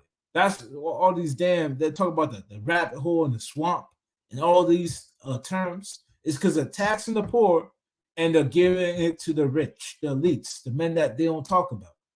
So let's keep reading. It says, shall surely come to want. So the Lord, he's having this happen. They're gonna become poor, man. Like the brother Kasadia said, I'm gonna get another precept. They're gonna become into a trivial estate. Is that the word trivial? Damn, when they're at the lowest estate, acting like damn cavemen. Calm. Trivial, calm. They're gonna come to that estate, man. You're not gonna see nice neighbor Joe no more. He was in the white picket fence and he was waving his hand and he drove that nice little car, the damn Lexus with the tan interior. It's not gonna be nice neighborhood Joe no more. He's gonna be savage Joe. He's gonna be breaking into houses, kicking down doors. Like the brother was saying, he might be whirling around in a squad. Goddamn 15 Edomite men running on bikes, ganging up on people. That's what's gonna happen, man. The Lord speaks about that. This is 2nd Ezra chapter 15. I'm gonna start at verse 14. It says, woe to the world and them that dwell therein. For the sword and the destruction draweth nigh. And one people shall stand up to fight against another, and swords in their hands. Now let me jump down. I'm gonna jump down to verse 19. It says, a man shall have no pity upon his neighbor, but shall destroy their houses with the sword, and spoil their goods because of the lack of bread. And that's all gonna come down through economic fall, man. The lack of bread, people needing to spoil goods, because you're not gonna be able to go to the store and buy something. Well, I just got an extra bonus on my paycheck. I'm gonna go buy a little extra something for me and the wife. That's not gonna happen no more, man. If you need something for you and the wife, in these days, you're gonna have to kick down someone's door, man. And we're talking about the evil, the wicked, those that refuse the law of the Lord, man. They're gonna have to kick down someone's door and try to spoil them, enter into their house. So this thing is getting real, man. we're just seeing the start of what's going to come to pass in the earth. For this to happen, there has to be an economic collapse for people to want to kick down your door and spoil your goods because of the lack of the bread, man. You know, one thing is famine, but another is an economic collapse. Now I got one more thing. I got one more thing. I want to pull this up. A little tweet right here. Hold up.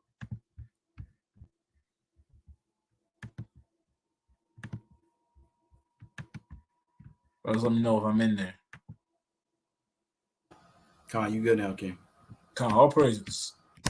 Now, this is from a woman called Ann Vandersteel. Now, it says that she's an information war correspondent. You know, she dives into things that are going on in America. It says banking collapse imminent. The reset has begun. Effective March 20. Well, yeah, this is talking about the old days. We're going to jump down to here. It says in spring 2023, the banking collapse started with smaller regional banks. And I believe you could probably find some articles. I believe the first bank was Wells Fargo. They had a big scandal going on where they were they lost money, a lot of money in people's accounts, and they couldn't pay them back. There was no more loans, and the money in the banks were disappearing. I believe it was Wells Fargo. If a brother can correct me, maybe someone in the comments say I'm wrong, but I believe it was Wells Fargo. I believe so. It says in spring 2023, the banking collapse started with smaller regional banks. In spring 2024, the next wave of banking collapse will continue. So this woman, you know, we don't know if this is going to be true. You know, no one knows the day of the Lord. No one knows what the Lord got planning out. But she's predicting there's going to be a banking collapse in spring 2024 based off of the market and the things that are going on. Now it says November 2023, and I believe I was right. The CEOs of Bank of America, Wells Fargo, and JP Morgan told Congress they could not go from 0% reserves to be held to a 3% reserve balance. So they couldn't keep up, they were saying. Now, the current deposit to loan ratios means that banks cannot sustain any type of run on the banks. When the people realize what is happening, there will be a run on the banks. And that actually happened with Wells Fargo. I believe it was them, Wells Fargo. People were running to the bank to get money out the bank, and they couldn't give out any money. And it was a big thing, man, back in the day. And people were saying, what's going on? You know, why is my bank account like that? Hey, that was the beginning of what's going to come to mass, man. So there's going to be a so-called run on the banks, you know, coming soon. We don't know if it's, she's saying effective March 11th. We don't know that. You know, we're not going to say it's that date, but she's predicting that. But we're here to say it's going to come to pass. Whether it's March 11th, whether it's damn June 19th, or whether it's from a year from now, this is going to happen. There's going to be a run to the bank. I'm going to keep reading. There will be no more money to loan out, and the Fed will pick and choose who gets to loan out money. And the Fed isn't going to just give everybody money, man. The Federal Reserve. They're going to pick and choose. And they're not going to give it to Joe Schmo on the block or damn Tyrone or anybody. They're not going to give it to some random person. They're going to give it to the higher class. You know, we got to understand that. So let's keep reading. I'm going to jump down. It says who's exposed? 401ks. Currently, there are 27 trillion retirement accounts, which is why we tell you, don't trust in the 401k, man. And damn America's your retirement plan. This is not our rest, man. This is all going down. So it says people. Con, go ahead, Ken. Can you zoom in on the screen? Like Con. And I look back at it. So Wells Fargo they had a $142 million lawsuit last year, but I think the run in the bank started with Silicon Valley Bank, if you remember them. Silicon Valley, I remember. Yeah. It was them, and then also that was a big thing. And First Republic Bank. You said who? First Republic. It was like 30. First It was Republic. $30 billion last year. Damn. People running to the banks. You see that? And Silicon Valley was a big thing. That was the start of America realizing that the banks are going to fail. I'll say that. That was a big thing. I remember when that happened. A huge thing. It was trending. It was trending, man. On their news and Twitter and all these apps. Let's keep reading. It says people with cash positions in banks will have the money taken. So if you got 50K in the bank, that might be gone, man. You know, you might try to run to the bank. I need my 50K. And they tell you they can't give you that 50K. They don't got it. Well, we only got 2,000. You know, that might happen, man. Real soon. Lord willing. It says the banks have already started this by limiting how much money you can take out. And they do that. I know they do that. I walked into PNC one day, and I'm not saying I had a lot of money to take out, but another man did. He was with another man, and they were trying to take out a certain amount of money, and they were. I was listening in, man. You know, and they said they couldn't do it. They said they couldn't give that much money. They don't got it, but they could give this amount. I believe the amount they gave was 2,000, but the people, I believe they were asking for 10. You know, I believe it was 10, but they couldn't give out the original money. So they had to go with a lower amount. And that's happening, man. They're limiting how much you can take out because they don't got it. They literally don't got it. This economy is in debt, man. It says, what does this mean? This is a key point. This will be the demise of the middle class, leading to a recession and then depression. Now, Yazor, he talked about it, man. A big fall in the Roman Empire was there was a huge gap. The gap widened between the higher class and the lower class. How do you widen the gap? You destroy the middle class. Once you destroy the middle class in America, there's going to be a big gap between who's poor and who's rich. There's not going to be in between. So it says this will be the demise of the middle class, leading to a recession and then depression. People will be left with nothing if they do not diversify their cash into paying off loans, buying gold, silver, crypto, or other hard assets. And we went into this, man. You could buy all that stuff you want. It's still gonna fail at the end of the day, man. And, you know, we'll say this: you're preserving yourself for a short season, real short. You know, real short. That's all we'll say. Now, potential. Now we don't know about this part right here, but we're gonna read this part. In a bank collapse, the government could institute martial law, shut the banks, and ration your access to money, and that can't happen because they'll go wild over that, saying they got no money and what's going on and why can't I take out this type of money? I can't pay my bills. I can't pay my rent. I can't buy food. They might start rioting. So they could institute martial law. That's the thing that can happen. Now, let's keep reading. It says the loss already sustained in 2020 is worse than what happened in 2008. The stock market manipulation coupled with the massive money printing and inflation has done a better job of masking the incoming collapse. And that's all they're doing right now. You know, a lot of this is smoke and mirrors, like we keep going into. It's smoke and mirrors. This economy is finished. It's collapsing. I believe there's a little bit more I want on that. It says the stock markets will hang in there, but the banks and dollar will collapse. And we're telling you that's going to happen, man. You know, sooner rather than later. Sooner rather than later. You know, this place, it has to end. It has to be brought down, and we can see it through all the things that are going on that we're bringing out, man. But that's all I got. Well, Slocky. And this is a warning. Keeping cash in banks is not the safe nor smart play. Well, we're telling you there's no safe or smart play with dealing with the American economy, man.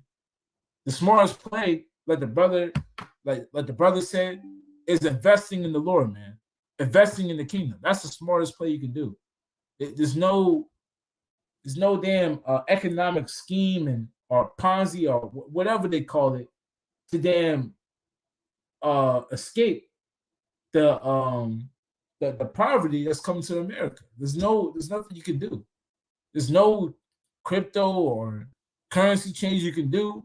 America is going to go through a recession. It's going to go through poverty. It's going to go through famine because these are the judgments that the Lord has pronounced against this wicked nation.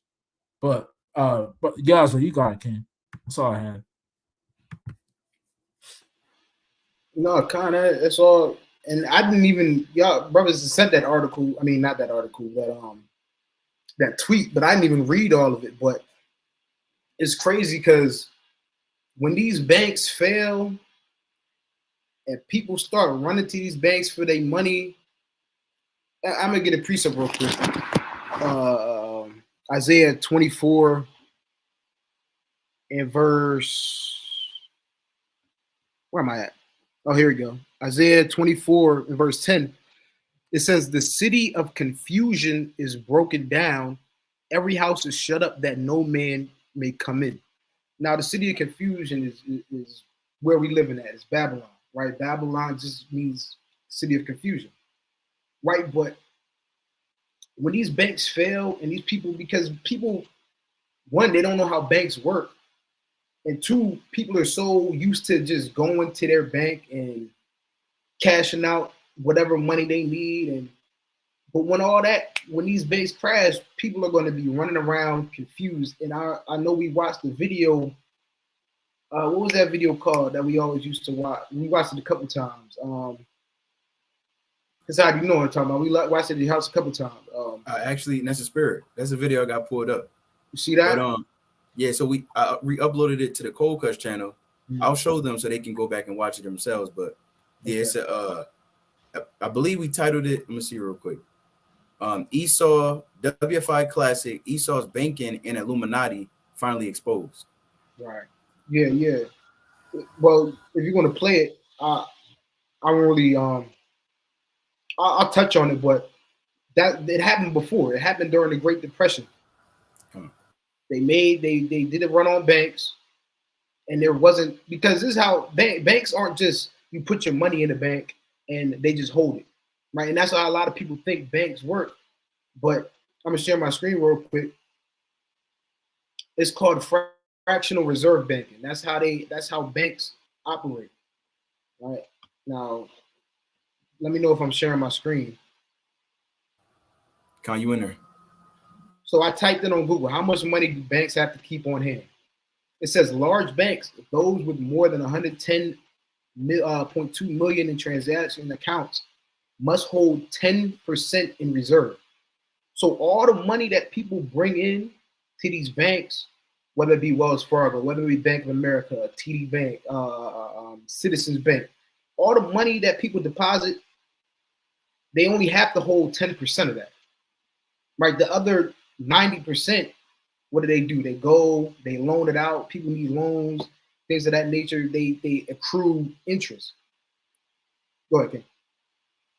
I wanted to say, because on your that article the brother just put up, it said back in 2023 in November, or that tweet actually, it said Wells Fargo, the big banks, Wells Fargo, Citi, and the other bank, they were pleading to Congress that they're struggling to keep it as zero reserves. So if they moved it up to 3%, then that's too much. But it just told you they must hold 10%. Yeah, that. So they're supposed to hold 10%, which is crazy because it's really like a scheme. That's all banks are, is a damn Ponzi scheme. You put your money in, and they take your money and they go and loan it out. That's my money. What did they say? That's my money, and I need it now. But you can't even go to the bank and get the money that you put in there. Say you put in $1 million in the bank, you can't even go get all that $1 million. You can only go and get.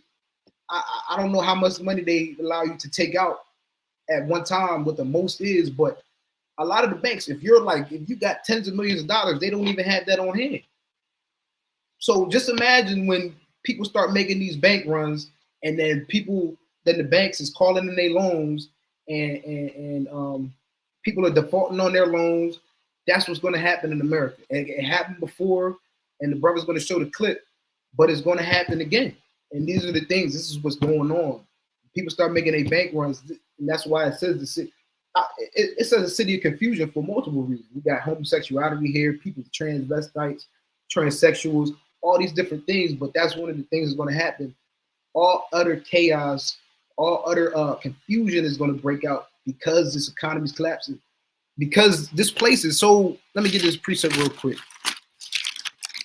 This place, these people, these Babylonians, these Americans, they're so used to being in luxury, everything being readily available for them, everything just handed to them, right? But this is, I think it's Zephaniah. Where is that at? It's been a minute since I read this precept. You want 3 and 1? Nah. When it talks about they dwelt in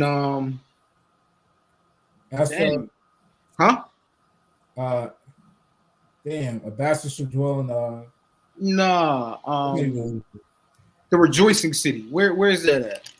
Man. Let me look it up. I got the blue letter. I'll share my screen.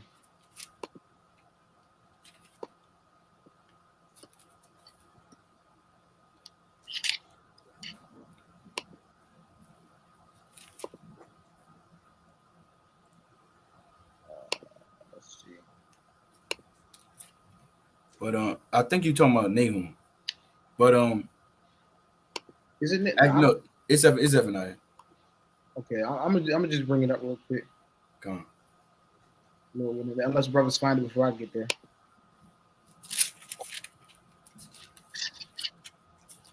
Or if anybody in the chat knows what it is. I think it's Zephaniah chapter 2 and 15. I thought it was Habakkuk 2 and 15. Come on. It's Zephaniah 2 and 15. It says, "This is the rejoicing city that dwelt carelessly." And that's the epitome of what the modern day America is. They're so used to living with a silver spoon in their mouth, getting things handed to them on a silver platter, that they're not worried about things coming upon them that they've never seen before. Even there's a quote. It says, I think a brother brought it up before. It says, "Hard times make tough men. Tough men make good times. Good times make soft men." It's something like that. You know what I'm talking about? Yeah, I know what you're talking about. That's Yeah, and for so long, America, they've been in good times. So now everybody's soft. They think everything's just going to be handed to them. They think nothing can happen to them. But this is the epitome of America, what Zephaniah 2 and 15 is talking about. It says, "This is the rejoicing city that dwelt carelessly, that said in her heart, I am, and there is none beside me.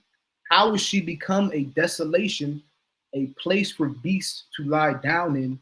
Every one that passeth by her shall hiss and wag his hand."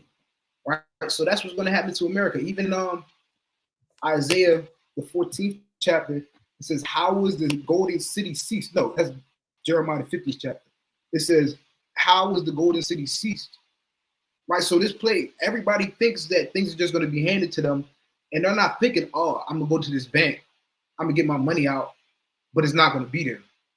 No, usually when you go to the bank, you go to the ATM, you take your money out, you go about your day. But that's not going to happen when these banks collapse. All the money, all these things is just going to, everything is just going to collapse.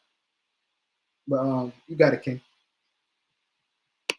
Kanye Tazma, you want to make a point before I get into the video? Nah, you got it. Okay, come on. All right, so I'm gonna share my screen, and let me know if y'all can see it, Kings. Share my screen.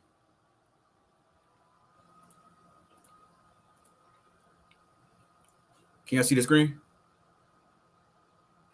Con.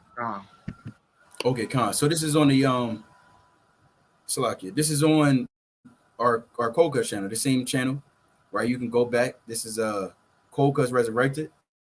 right? We have it on the WFI bread, the playlist. There's different playlists you can go to. You know, maybe you at work, you want to just hit the playlist. It'll play all the videos, or you can shuffle X, Y, and Z, you know. But the video is titled WFI Classic because this was on the original Cold Cuts channel. And Naquan, you know, he had made this video and he had screen clipped this beautiful documentary of exposing this money system, right? And you even got, you can see right here, they put a fact check in this thing because of course this video is exposing a lot. So they try to put a little fact check on there and talk about, look, this is the context. But we don't need Esau's context. We can go ahead and hold on. We don't want to go to that. Let's go back. Never mind.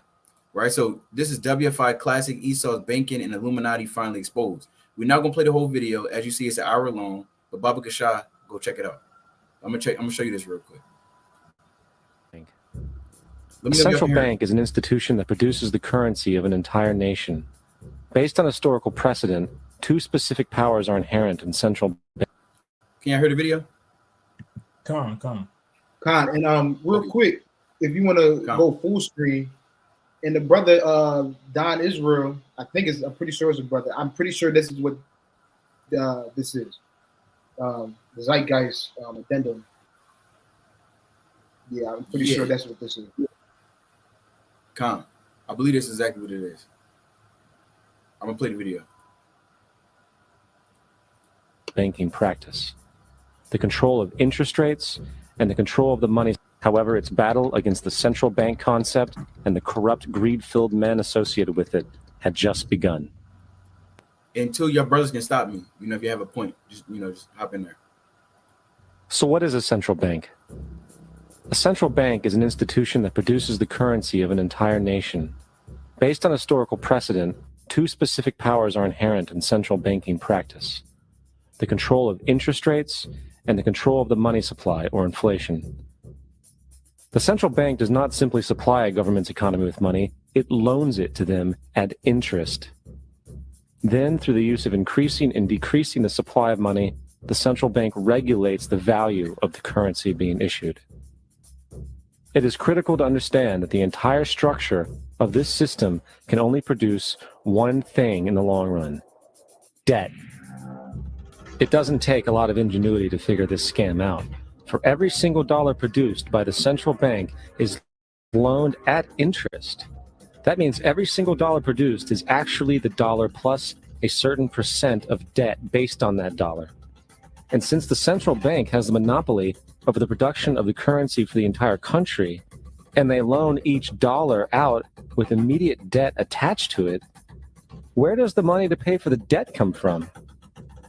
It can only come from the central bank again, which means the central bank has to perpetually increase its money supply to temporarily cover the outstanding debt created, which in turn, since that new money is loaned out at interest as well, creates even more debt. The end result of this system without fail is slavery, for it is impossible for the government and thus the public to ever come out of the self-generating debt. The founding fathers of this country were well aware of this.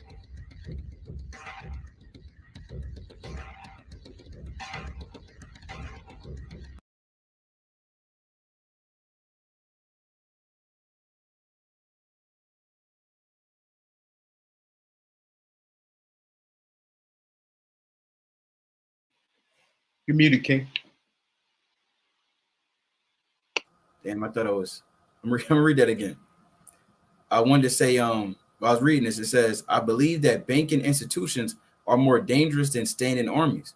If the American people ever allow private banks to control the issue of currency, the banks and corporations that will grow up around them will deprive the people of their property until their children wake up homeless on a continent their fathers conquered. And that's the problem, because who did y'all conquer it from? So now this is judgment on a so-called white man for coming over here and destroying the northern tribes, right? But let's see who said this.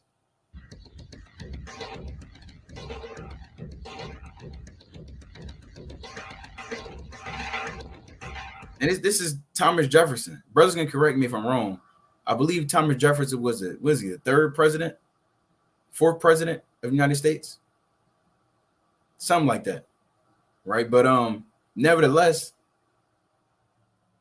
at the beginning of America, this wasn't so. But it's going to show you when this whole Federal Reserve was created to begin with.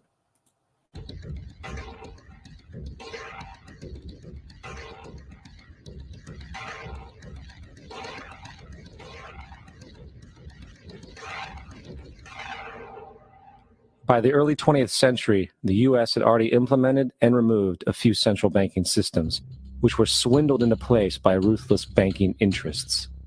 At this time, the dominant families in the banking and business world were the Rockefellers, the Morgans, the Warburgs, the Rothschilds. And in the early 1900s, they sought to push, once again, legislation to create another central bank. However, they knew the government and public were very weary of such an institution, so they needed to create an incident to affect public opinion. So, J.P. Morgan, publicly considered a financial luminary at the time, exploited his...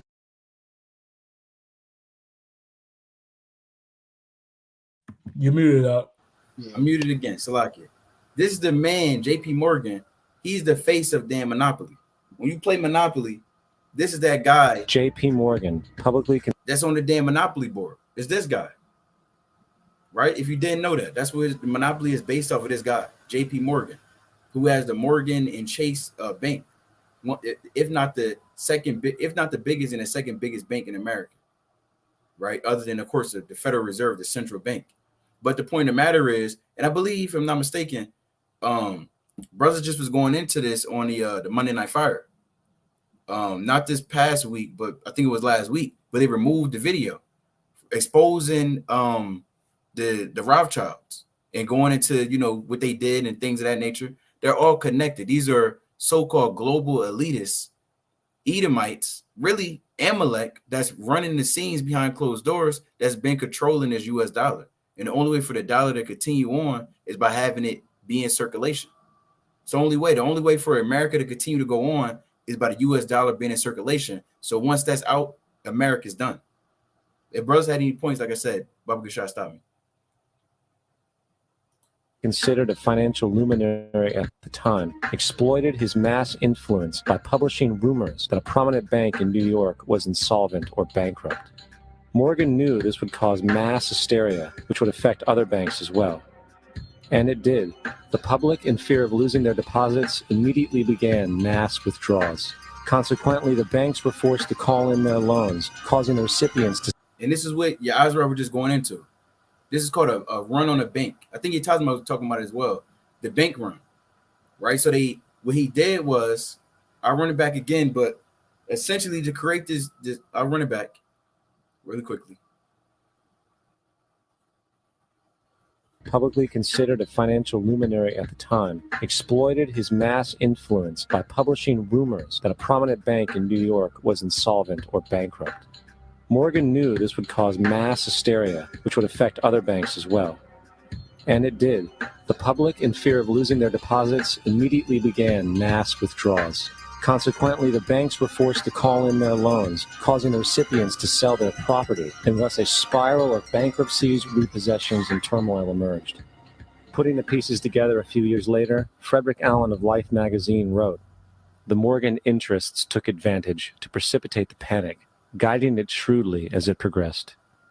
Unaware of the fraud, the Panic of 1907 led to a congressional investigation headed by Senator Nelson Aldrich, who had intimate ties to the banking cartels and later became part of the Rockefeller family through marriage. The commission, led by Aldrich, recommended a central bank should be implemented so a panic like 1907 could never happen again. This was the spark the international bankers needed to initiate their plan. In 1910, a secret meeting was held at a J.P. Morgan estate on Jekyll Island off the coast of Georgia. It was there that the central banking bill called the Federal Reserve Act was written. This legislation was written by bankers, not lawmakers. This meeting was so secretive, so concealed from government and public knowledge that the 10 or so figures who attended disguised their names when en route to the island. After this bill was constructed, it was then handed over to their political frontman, Senator Nelson Aldrich, to push through Congress. And in 1913, with heavy political sponsorship by the bankers, Woodrow Wilson became president, having already agreed to sign the Federal Reserve Act in exchange for campaign support. And 2 days before Christmas, when most of Congress was at home with their families, the Federal Reserve Act was voted in, and Wilson in turn made it law. Years later, Woodrow Wilson wrote, in regret,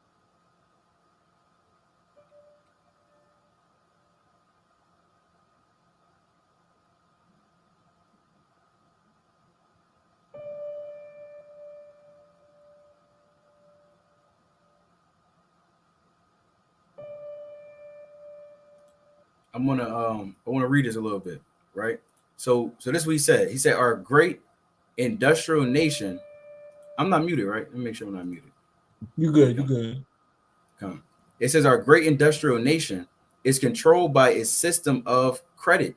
Our system of credit is privately concentrated. The growth of the nation, therefore, in all our activities are in the hands of a few men. And this is Woodrow Wilson, who created the League of Nations, which in turn is what you have today known as the UN, the United Nations. Because the League of Nations was created to get all the nations of the earth on a one world government system. But America wasn't a part of it. And then later on, they created the United Nations, and America had to join that. So let's continue. This is the guy that made that. This is what he's saying. Who necessarily, by very reason of their own limitations, chill and check and destroy genuine economic freedom. We have come to be one of the worst ruled, one of the most completely controlled and dominated governments in the civilized world. No government by free opinion, no longer a government by conviction and a vote of the majority, right, which is so-called democracy, but a government by the opinion and distress of small groups of dominant men.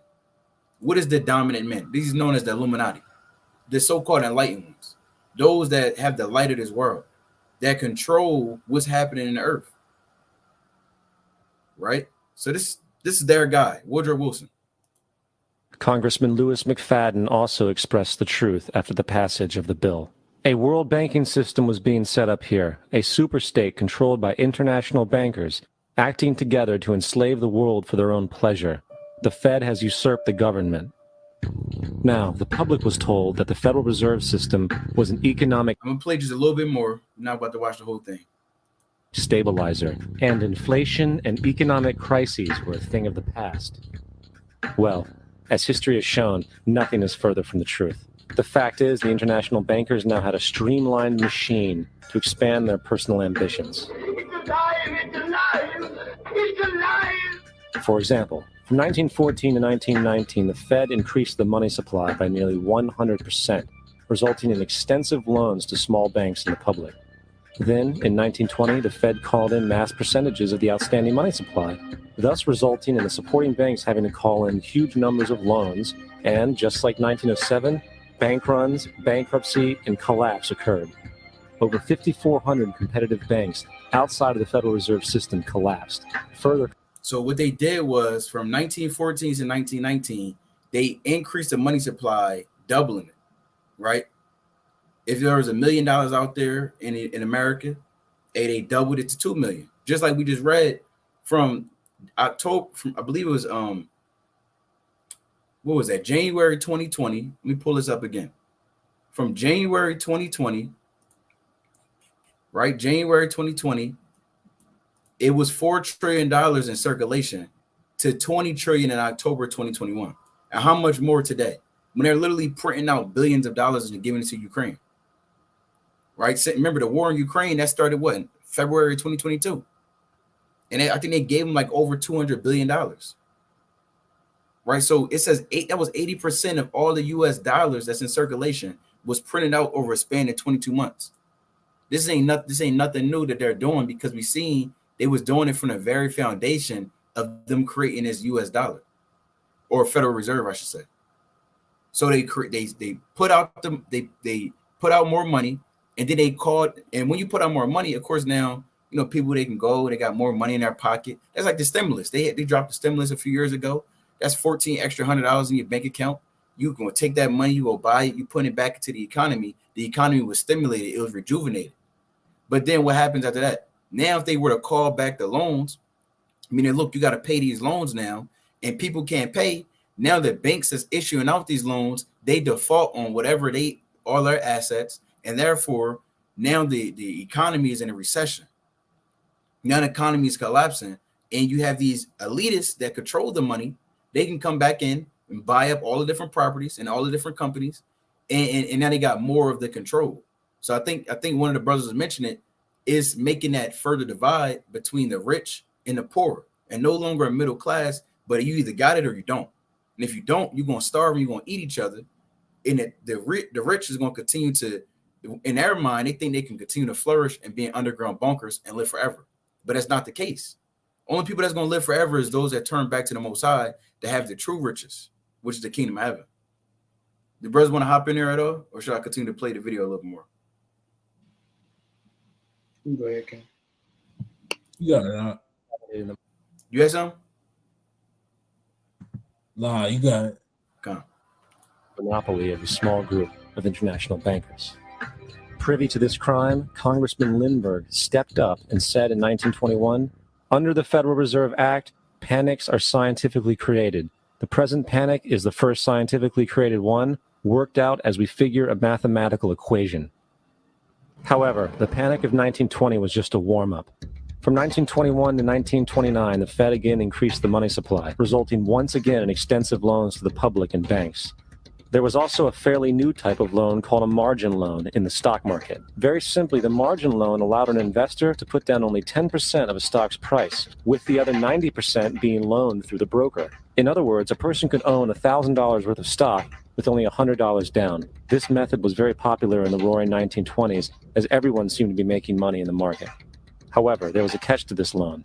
It could be called in at any time and had to be paid within 24 hours. This is termed a margin call, and the typical result. And when they keep saying it can be called in, meaning if the Federal Reserve calls it in, they need whatever outstanding debt to be paid. If it's not paid, then that bank and that lender or that borrower, they will be, in essence, they would be default, meaning they can't pay it.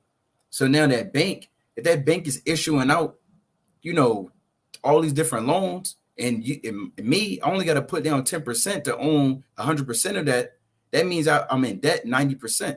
If that bank were to have to call back that loan and I don't got the money, and a bunch of people, they issue this out to a bunch of different people, that obviously you can see the money is, the math ain't really mathing, as far as that bank they're not gonna have enough money to be able to pay those loans, because the people that they're loaning it out to, they don't got the money neither. So you can see this whole thing was just set up from the very beginning to put you in slavery. Capitalism, right, is the greatest form of slavery.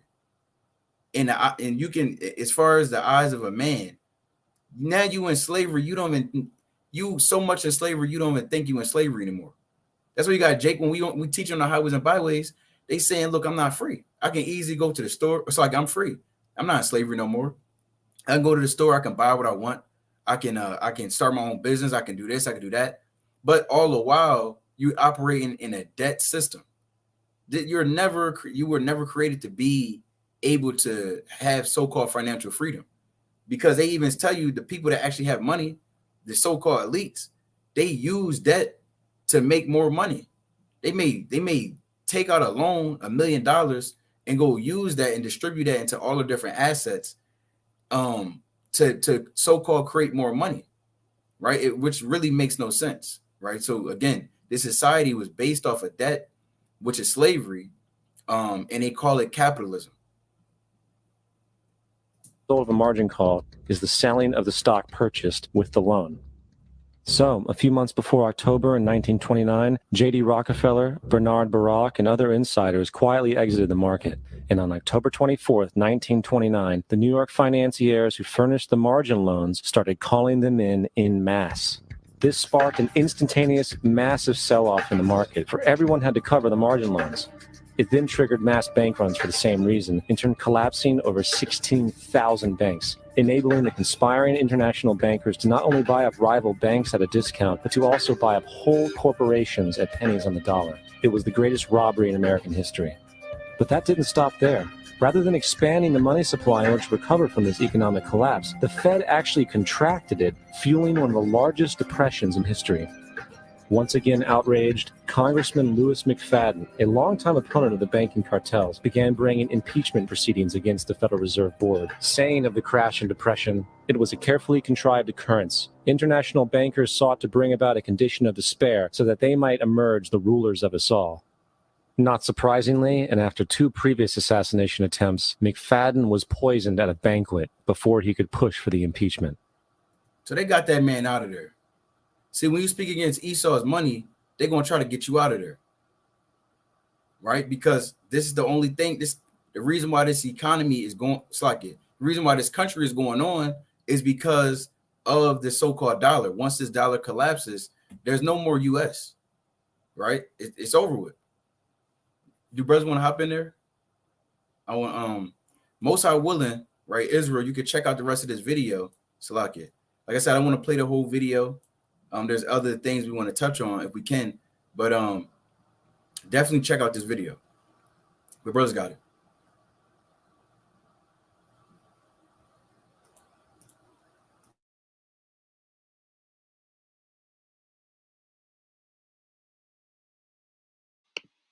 Anything you talking about? Is it frozen? You said what, Ken? No, I said you haven't yet. I didn't know if you're frozen or not. Oh no, I don't got nothing. Kind of got a quick preset, real quick.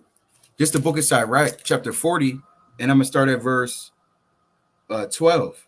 Sirach or Ecclesiasticus, chapter 40 and verse 12. It says, "All bribery and injustice shall be blotted out, but true dealing shall endure forever. The goods of the unjust shall be dried up like a river, and shall vanish with noise like a great thunder and rain. While he openeth his hand, While he openeth his hand, he shall rejoice. So shall transgressors come to naught." So the Most High is saying, look, because of this injustice they've been doing in the earth, right, creating this dollar to enslave the world, hey, the Most High is going to blot them out. They're going to be blotted out. Their riches is going to be blotted out. All of this is going to be blotted out. You understand? Because it's evil. That's evil. You didn't have Solomon. He was literally billion. I don't know the exact number, but he had billions of dollars being brought in each and every year. If I'm not mistaken, it's like 16 billion each year or something to that effect. But he didn't take that and be like, look, let me get all the gold of the earth, and then I'm going to issue out this new currency, which is back behind nothing. And I'm gonna enslave the whole world, and I'm gonna be the richest man of all time, and stack up all net. Now all the world is in debt to Solomon. He didn't do that. No, because the Most High is not dealing with that, right? And in the children of Israel, the Lord said the truth shall set us free, or it's like it. The truth shall make us free, and that's what's happening right now. This truth, although we in this captivity, although we have to go, in a few hours, have to go to work and work for the so-called white man, that's not for too much longer. You have hope. You have a light at the end of the tunnel, right? Although we're making this video letting you know this dollar's about to crash, you got to know on the second hand of it, there's light at the end of the tunnel. The Most High is going to give you salvation. You have to endure unto the end, right? We can't trust and worry about these riches of this world. It means nothing. If your eyes was looking somewhere else, now it's time for you to get back on the Lord, right? Let me get this precept. This is the book of St. Luke, chapter 12, and I'm going to start at verse 19. St. Luke, chapter 12, and verse 19. I believe that's what I want. Come. It says, "And I will say to my soul, soul, thou hast much goods laid up for many years. Take thine ease." I'll start at verse 16, right? Because the Most High is, actually, I'll start at 15. The Lord is going to tell us how to be and how not to be in His truth. When we in this world,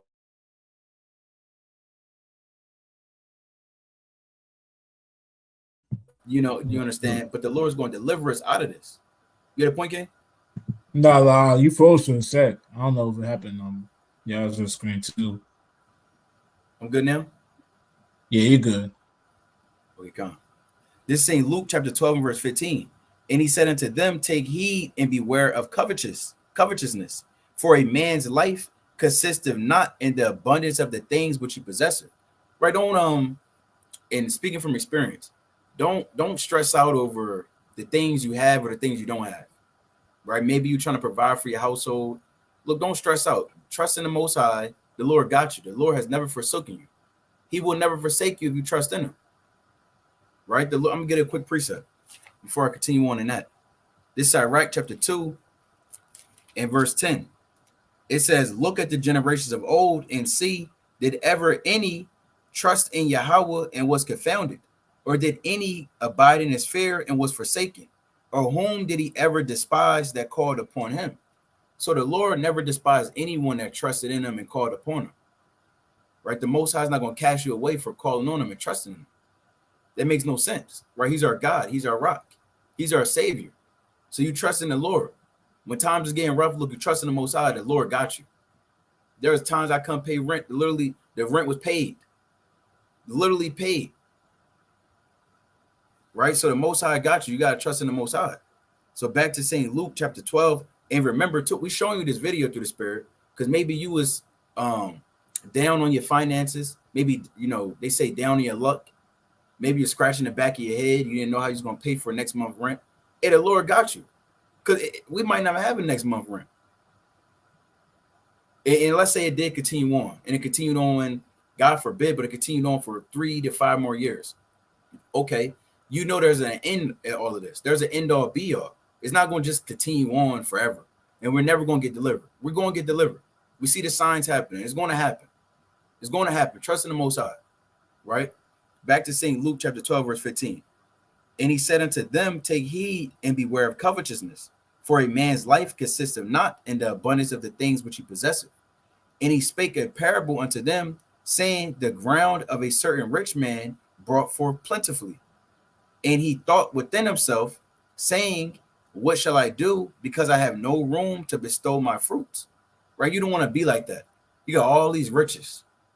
You got Jake, they take the damn money and put it to their face. The Lord not dealing with that.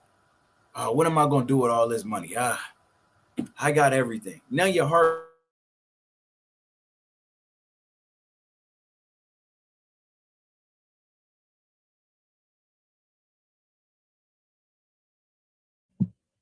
You want to be delivered. Can brothers hear me? We hear you now. Wow. Come on, my damn whole. Remember what happened last time? My whole screen just did that again. It went black. Come on. Continuing on. We know you, Satan, but continuing on. Let me know if y'all can't hear me though. Verse 18. It says, and he said, this will I do. I will build down my barns and build greater. And there will I bestow all my fruits and my goods. And I will say to my soul, soul, thou hast much goods laid up for many years. Take thine ease, eat, drink, and be merry. But Yahweh said unto him, thou fool, this night thy soul shall be required of thee. Then who shall those things be which thou hast provided? Right. So if you was worrying about your riches and trusting in that over trusting in the Most High, the Lord said you're a foolish man. Because if you were to pass, then who's going to have? You're not going to have the things that you inherited while you was in the earth, while you was chasing after the bag. Right? You was chasing after the bag. You can't take that with you. We read that in Ecclesiastes, the 5th chapter. Lord said, riches profit not in a day of wrath, paraphrasing. I think that's in Proverbs 11 and 4. So that's not going to sustain you. But what is going to sustain you? This Bible. This Bible. That's going to be the sustaining factor. Your faith in Yahweh Bashem Yahshai. That's going to uphold you in these days. You understand? And again, you may be distressed. But let's see what happens to our forefathers when they were in distress. Let me get this last precept, and brothers got it. When you're in distress, you got to turn back to the Most High. You don't get distressed and you scratching the back of your neck and you put a ski mask on and you go out in the hood somewhere. I heard a brother tell me, that another brother he know that's in his truth. The brother asked him, he was like, brother, how's everything going? He was like, things are getting rough, financially things getting rough. He was like, I'm thinking about putting a mask on and going to go do some things. So the brother had to check him. Brother, if that was your mindset, anybody that's watching this, if that's your mindset to go and turn to carnal things because things is getting rough in the earth, you got to check yourself. David didn't do that. Elijah didn't do that. Solomon didn't do that. None of our forefathers did that. You got to trust in the Most High. Daniel didn't do that. Daniel was in a lion's den with 7 lions who ate carcasses every day except that day. If I'm not mistaken, it might have been a few days earlier. I forget the exact account, but you can read that in a book of Slakia, Bell and the Dragon, right? In the book of in Apocrypha, and in Daniel the 3rd chapter. It's like Daniel the 6th chapter. But continuing on in 1 Samuel chapter 30, and I think I want verse 6. It says, and David was greatly distressed, right? So you may be greatly distressed. You may be catching hell. If we catching hell, let's see what David did. It says, and David was greatly distressed, for the people spake of stoning him, because the soul of all the people was grieved, every man for his sons and for his daughters. But David encouraged himself in Yahweh his God. So you may be catching hell. You may be greatly distressed, stressed out. Right? You may cry. You may cry. You may look at your bank account and you're looking at the bill that you got in your hand, and you look back at your bank account and you may drop to your knees and start crying. Hey, the Lord said you got to encourage yourself in him. He didn't say encourage yourself in this world. He didn't say go take your last $100, go put it in the cryptocurrency, and you're going to get a return. And we're not saying that's off, but we saying you got to trust in the Most High. Don't put on the ski mask, brother, and go rob up a damn liquor store. Don't do that. Don't put on a ski mask and rob a damn bank. It's not Set It Off. I think that's that movie, Set It Off, with the 4 Eves that went to go rob a bank. Don't do that. You're not Queen Latifah or Jada Pinkett Smith, right? But brothers got it. Brothers got it. You had something, brother? I just had a quick precept. All right, go ahead. I'll pass it off real quick. This is Nahum chapter 1 and verse 7. It says, the Lord is good, a stronghold in the day of trouble, and you know of them that trust in him. So as we go through this and we prophesy about the downfall of the American economy, just remember to trust in the Lord. Don't look at this video and say, what do I do? You know, you're scratching your head. You know, you're plucking the hairs out of your head. You know, you're getting frantic. You know, you just put your shoes on and you're going to be the first one at the bank run. You know, you're going to camp out there at night. I'm going to get my money first. You know, before everyone else gets, I'm going to get my money first. Don't do that. You know, don't panic. Don't have a sense, not a sense of urgency, but don't panic. That's the word we're going to use, the phrase we're going to use. Don't panic. Trust in Yahweh Hashem Yahushai, man. Because at the end of the day, I'm going to keep reading on Nahum 1:7. If the Lord, if he has judgment for this place, no one could turn it back. But he knows those that trust in him, those that aren't being wicked, those that are keeping the faith and believing him. But if you're being wicked, there's nothing you can do to escape it. So don't get into that mindset that these heathens got. Like the brother referenced before, they're trying to live forever in the bunkers, and they're heaping all the monies. They sold off all the stocks. They declared bankruptcy and did this and did that. They're trying to prolong themselves. It's not going to be forever. Once the Lord pronounces judgment upon you, you can't escape it. So the only choice is to turn back to the Lord, man. There's no running away with the elites, man, or trying to prolong your comfort days in America. Trust in Yahweh Hashem Yahushai. Let's keep reading Nahum 1:8. Nahum 1:8, it says, but with an overrunning flood, he will make an utter end of the place thereof, and darkness shall pursue his enemies. So the Lord is going to make an utter end to this. You know, there's no stopping. There's no there's prolonging, but there's no ending completely of the judgment that the Lord got against America. He will make an utter end of America. There's no reviving America or make America great again. Or we gotta do this with the economy. It's done. So trust in Yahweh Hashem outside. But Yazoo, you got it. That's all I wanted to say. And like the brothers are saying, you can't trust in this money and all these different things that this world has to offer you, because we know this world is about to be done away with, right? You got to trust in the Most High, right? Doesn't the Most High have his eye on the sparrow, right? Doesn't he feed the birds and all these different things, right? Like Yahweh Shai said.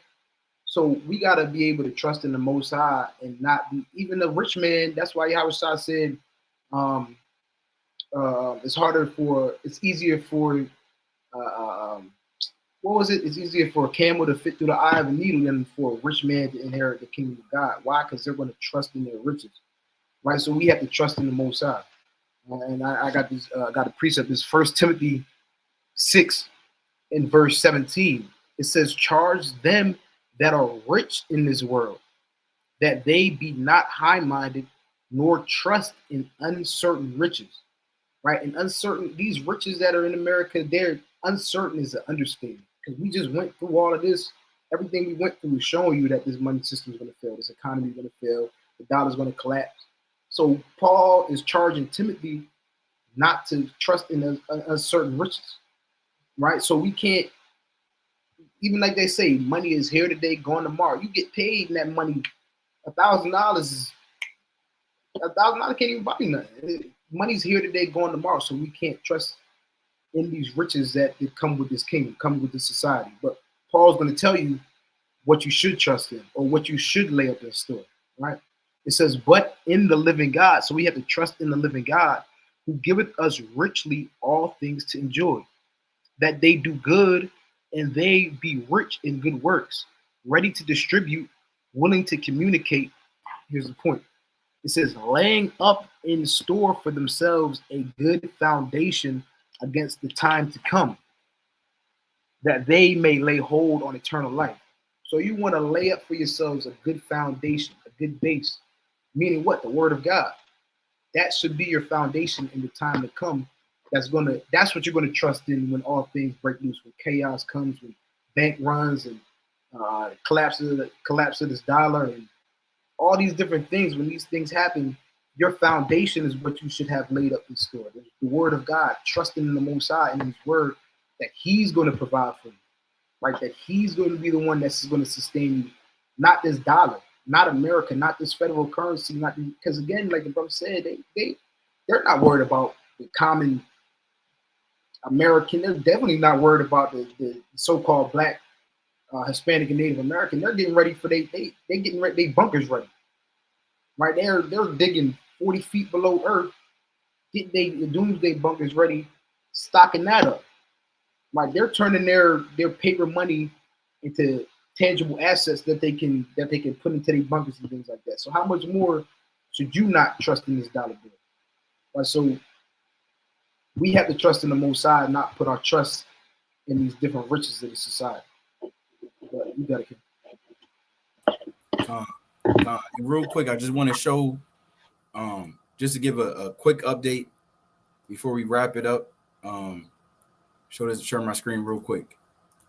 Right, so there's a few things that just happened.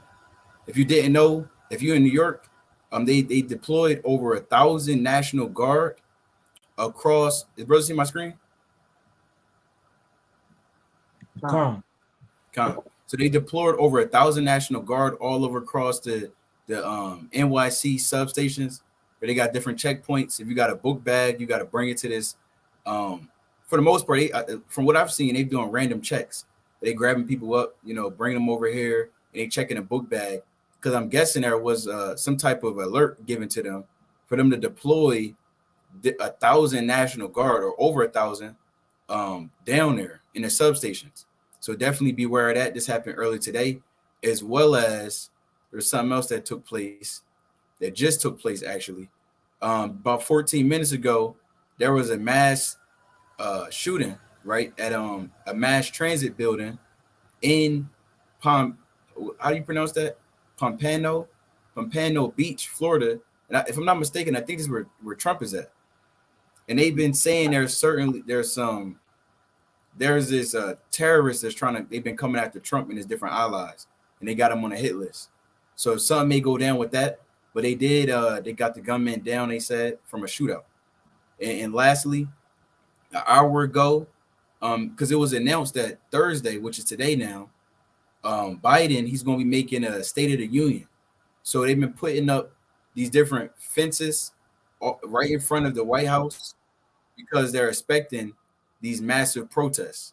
Right, as you can see right here, currently crew workers are working crew, are putting up large fencing around the Capitol in preparation for tomorrow night's Joe Biden State of the Union speech. This security measure is being implemented due to reported protests and other potential security concerns.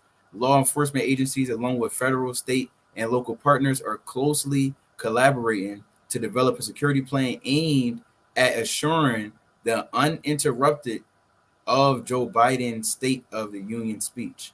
So something may go down with that as well, but we just want to give you those quick updates through the Spirit. I want to get this precept up, right? This is the book of Psalm chapter 62 and verse number 10. It says, trust not in oppression and become not vain in robbery. If riches increase, set not your heart upon them. So the Lord said, don't set your heart upon the riches of the earth, right? All of this is about to be done away with. You got to hold on to the end. We in the last days, right? I'm going to get this last closing precept for myself. Most High willing. I may have another one, but I'm going to get this in 1 Timothy chapter 6. 1 Timothy chapter 6, and I want verse 9. 1 Timothy chapter 6 and verse 9, Salakia. And it reads, it says, I started at 8. I started at 9. It says, but they that will be rich fall into temptation and a snare, and into many foolish and hurtful lusts, which drown men in destruction and perdition. So those, you may have a little bit more in your bank account, right? The Lord said that can bring you to different snares. The different snares that can come upon you. You can worry about living out your wildest days before all hell break loose. Then you out there, you wearing all this fashionable clothing, and you doing your thing. And like I said earlier, you stop wearing the fringes. You stop coming around the brothers and saluting brothers, and over time you wax worse and worse, and that can happen to any man, woman, or child in His truth.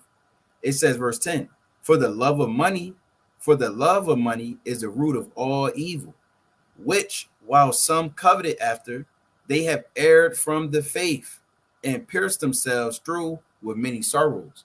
Because you can chase after that physical money, which it is not backed by nothing, it means nothing, or you can chase after that spiritual money, which is wisdom, knowledge, and understanding in an everlasting kingdom, and a spot literally reserved for you in everlasting. You got your ticket to salvation. So you got two options, right? I'm gonna read on.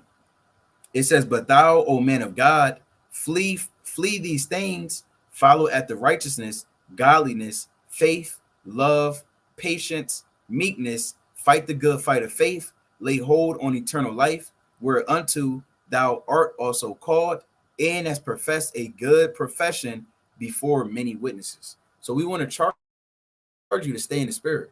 Stay in the spirit, keep watching these last days, and don't let this money damn seduce you, and then you back in the world. You back in the world wearing leather jackets. Don't do that. Hold on to this truth, man. It's a lot of people waxing worse and worse, and it really is disheartening, right? But brothers got to do it. I'll get my closing. The classic in Ezekiel, the 33rd chapter. This is Ezekiel 33 and verse 33. And when this cometh to pass, lo, it will come. Then shall they know that a prophet have been among them. So the things that we're bringing out, and backing up with the Bible, they are going to come to pass. America will fall. The mirth of this land will be taken out. The dogs and the music, they're going to stop singing. All the joy and the economic booms of this economy is going to cease. And in that day, the word of the Lord and the plagues He said were going to happen to America, they're going to reign true. All of it. So we understand that these things are going to come to pass. And then they're going to know that what we were bringing out on these lives, what we've been warning our people about, that they are actually true. All these things that we bring out, they're going to come to pass. So Israel, you got to take heed and you got to hearken, man. Prepare yourselves. Make yourself ready to the battle, like 2nd Ezra 16 says, and I believe verse 40, and be like a pilgrim. Be ready to flee this land, man. Be ready to forsake everything, because this land is not going to last. America is not going to last. There's not going to be any revival of America. Oh, I remember the good old days. No, there's no good old days, man. This is not our rest, man. You got to be ready to forsake it at any moment. Like this, man. If the Lord, well, we know it's not going to be little, but the Lord snapped his fingers and said, you got to go on the run. You got to be ready, man. Can't be dwelling on the world. Like the brother said, you're in the world wearing leather jackets, got all this jewelry on. You know, you a stack of money in your right pocket, and then 5 credit cards in your left. Talking about I'm getting money. No, you're gonna damn fall out, man. You're gonna destroy yourself. Because now is not the time for that. Now is the time to be dwelling on the Lord, man, thinking about the kingdom. Because this kingdom, America, is about to end. And the new kingdom, the kingdom that's been prepared from old for those that love the Lord, is going to reign forever and ever and ever and ever and ever, man, with us in dominion. So you choose what you want to have your mind on. You know, we're telling you the choice right now. You got to choose your Yahweh Shem Yahushua in his kingdom. But that's all I got. You got yours, man. This is the book of Psalms, chapter 102 and verse 6. It says, I am like a pelican in the wilderness. I am like an owl of the desert. Verse 7, it says, I watch. I am as a sparrow alone upon the housetop. So, you know, this is called Watchmen Wednesdays. We and us as a people in this truth, in this faith, have to continue to watch. Right? No matter if it feels like things are speeding up, it feels like nothing's happening. Right? We all know the scripture, it says the Lord is a man of war. Well, when you play chess is really a game of war, right? But in chess, things aren't always, there's not always pieces getting taken out. There's sometimes lulls in the game, but guess what? Pieces are always moving. There's always something going on. So just because it might not be a lot of action going on, something's going on. So you got to continue to watch to see what's going on. Like dig into these videos and dig into these alternative media sources and different whistleblowers and find out what's really going on. Like stop watching you can watch your mainstream media a little bit, but you got to be able to eat the eat the meat and spit out the bone. Right? You got to be able to take what you can get and spit out the rest, right? Because there's always something going on that the Most High has happened in the earth that pertains to the downfall of this society, that pertains to the scriptures and the prophecy that He has written out in the scriptures. So we urge Israel to continue to watch the prophecies that's going on in the earth. You brothers got anything else you want to bring out? Bye. If you on here, give us a like. Hit this algorithm so we can get this information out to our brothers and sisters that need it. Absolutely. And well, with that, of course, we want to give all honor and glory to Yahweh by Hashem Mashiach Malak Yahushai. This is Brother Kasadi from W5 Jersey, Philly. This is Brother Yazoo. Brother Tazamak. With that, most High willing, you was edified. Lord willing, you continue to keep watch. Kwame Sharella. Shalom, Ezra. Shalom.